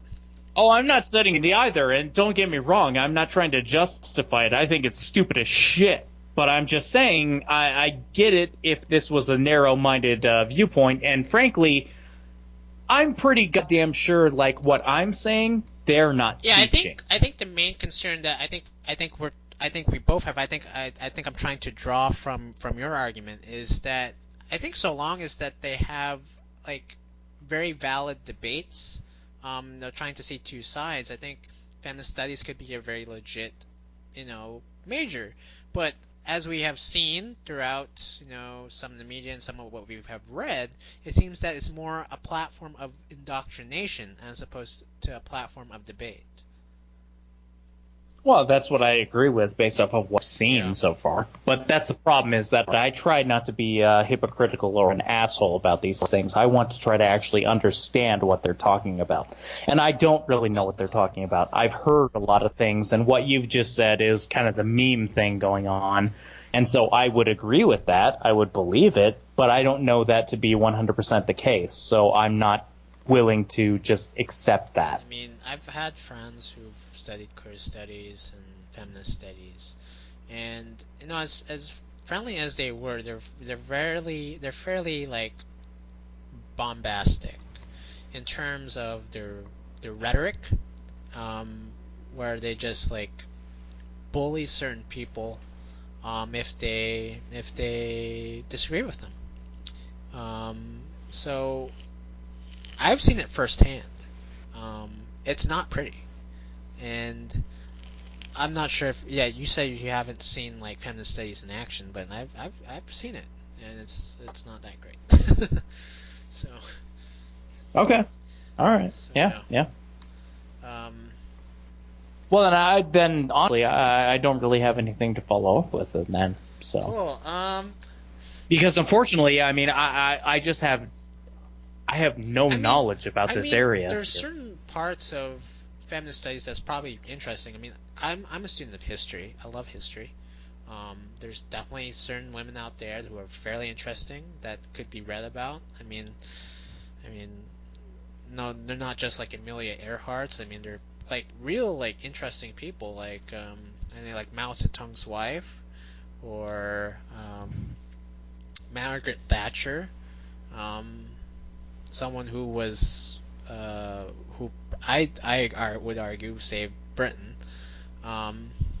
Or the American Borgias. Yeah, or Queen Elizabeth. Do you even know what that means? The American Borgias. The Borgia. You mean the Borgias, as in Italy? Female American serial killers, mostly identified with poisonings. Okay. Oh, that's one branch. I've been reading a book about obscure American serial killers. Oh yeah, we talked about this. It's a really good book, and there are a lot of women that come up, and most of them use poison. They were identified at the time as the Borgias because of the entire historical context of the Borgias in the Vatican. Okay. Yeah. Interesting. That's definitely a topic that we could discuss next week. It's actually funny because that was a meme, so to speak, in the late 1800s throughout the early 1900s. So this was like a 19th century trend of female serial killers. About the 1860s to about the 1940s is what I think it was. There were several women, a lot of women, who were involved in poisoning serial murder cases, and Borgia just became the term for them. Were they like looking out for like, I don't want to be sexist, but were they looking out for like sugar daddies or something like that, and then killing them and getting their wealth? No, it was basically any kind of definition that you could possibly come up with. Yes, exactly what you said came up, yeah, but that wasn't the only exclusive definition. I mean, there were a bunch of women who were killing rivals to protect their relationship with their own husband. There were a bunch of women who were annoyed that they didn't get a relationship, so they were just killing people randomly in town because, well, nobody wants to marry me, so fuck them. And there were a bunch of women who were like, well, my husband cheated on me and I'm going to kill him, but then I'm also going to kill like 50 other people in this town in order to deflect suspicion. Well, that's that kind of definitely thing. One purpose that one can define in their life. If they decide not to do child rearing, go kill males. Well, women, I mean, were also involved. Well. I mean, as victims. It must be exciting. So. I mean, this was pretty Grand Theft Auto, so you gotta do what you gotta do. Absolutely, you can't just beat the hooker and get your money back. But yeah, that's really interesting. I didn't know that we had a history of a trend of American female serial killers called the Borgias or American Borgias. Yeah. If I can go ahead and put that out there, I bought a Kindle a couple of months ago, so I've been picking up some books. And Psycho America, I'm pretty sure is what it's called. A retrospective of relatively unknown American serial Psycho killers. America. It's yeah, Psycho America. It's a pretty good book. Very good book. One could argue that the title Psycho America is redundant. Probably. That's probably fair. America, a history of serial killers in history. A history of serial killers in the past or whatever. Okay, cool. What's the title again? Psycho America. Yeah, Psycho America. Yep. Yeah. No, it's just interesting because I mean it looks at the same time period as whatchamacall, Jack the Ripper. Yeah, Jack the Ripper in England, but who are the American serial killers at the same time, but who never got a historical reverence in the same way that Jack the Ripper did? Oh, it's called Psycho USA by Psycho Harold- USA. Harold That's it. Yeah, Schechter. yeah. Okay. That's the I'm one. just looking Yep. it up on Amazon. Okay. Cool. Yeah. Twisted true crime stories. Shocking crimes are not so new. Interesting read. Loved it. Okay. It is actually a really interesting book if you're interested in true crime in any way. Really, actually, but I'm interested in the outcome, in the outcomes of these. Yeah, I get. I'm never really to. Well, this goes into an interesting little bit in this whole feminist discussion right here. I am very interested in true crime, and I assume that I get that entirely from my mother. In my experience, women like true crime. They love gossip. I'm being sexist. Actually, that probably makes a lot of sense. I've never really had anybody give an explanation as to why that might be the case, okay. but that might actually be the situation. I don't want to be sexist, but my mom loves gossip. She does. I'm just saying. All I know is that when I went to high school, like we were in the midst of the post-Columbine era, so we had like kind of an orientation going on, and so there was a thing where the principal was talking about things that you should and shouldn't bring to school, and one of the things that he brought up was like, well, we don't want to see any of you kids reading like this book, the A to Z Encyclopedia of Serial Killers. This is pretty sick. What the hell kind of person would read this? And my first thought was I wanted to raise my hand and say, that's on my mom's nightstand right now. That's what she's reading at the moment. While she watches Wheel of Fortune. No, she was never into the daytime okay. TV shit. I mean, she actually went to work and whatnot. But I mean, like, I got my whole true crime fascination from my mom. So. Well, she works in the medical field, doesn't she? She works in the medical field, and it's actually interesting. She does surgical assistance right now, but she had wanted to. I don't know the story. There is a reason that she didn't get into it, but she was actually interested in going into mortician stuff. No, sorry, not mortician. Undertaker. What's the word?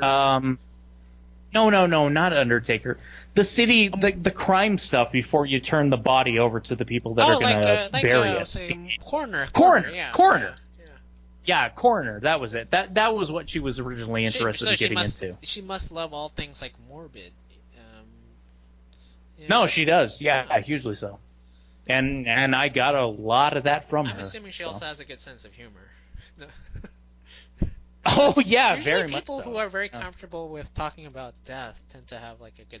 I don't know if that's a usual trait, but that's what I've kind of seen. People No, it makes a lot of sense because I mean it basically boils down to what are you gonna do? Are you gonna laugh or are you gonna cry? And it ultimately boils down to if you have a really bad job, like seeing the worst of humanity, you're gonna laugh, and that means developing like the darkest and bleakest sense of humor possible because it's a survival yeah. mechanism. Mm-hmm.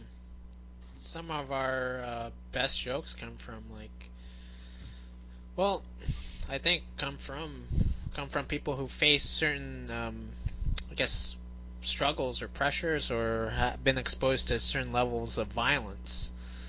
Usually, like, I'm not sure, but a lot of comedians become comedians mainly as a way, as a way to go through therapy. I think that's kind of similar to what you were saying.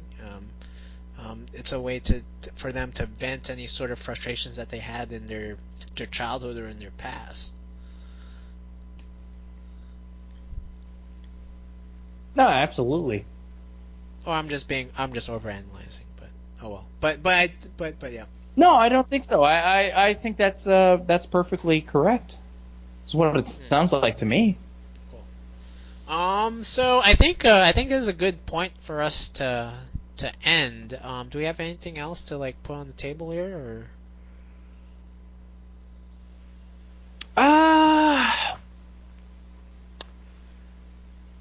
No, I don't suppose so. I mean, the only thing that I can say is, again, reiterating something that I brought up earlier. If the government is going to come after my guns and they're going to joke about using nuclear weapons, they can joke about that. I'm not joking when they say they need to do that. Eric Swalwell, fuck off and die. Cunt. Brought to you by hackmyheart.com. You cunt.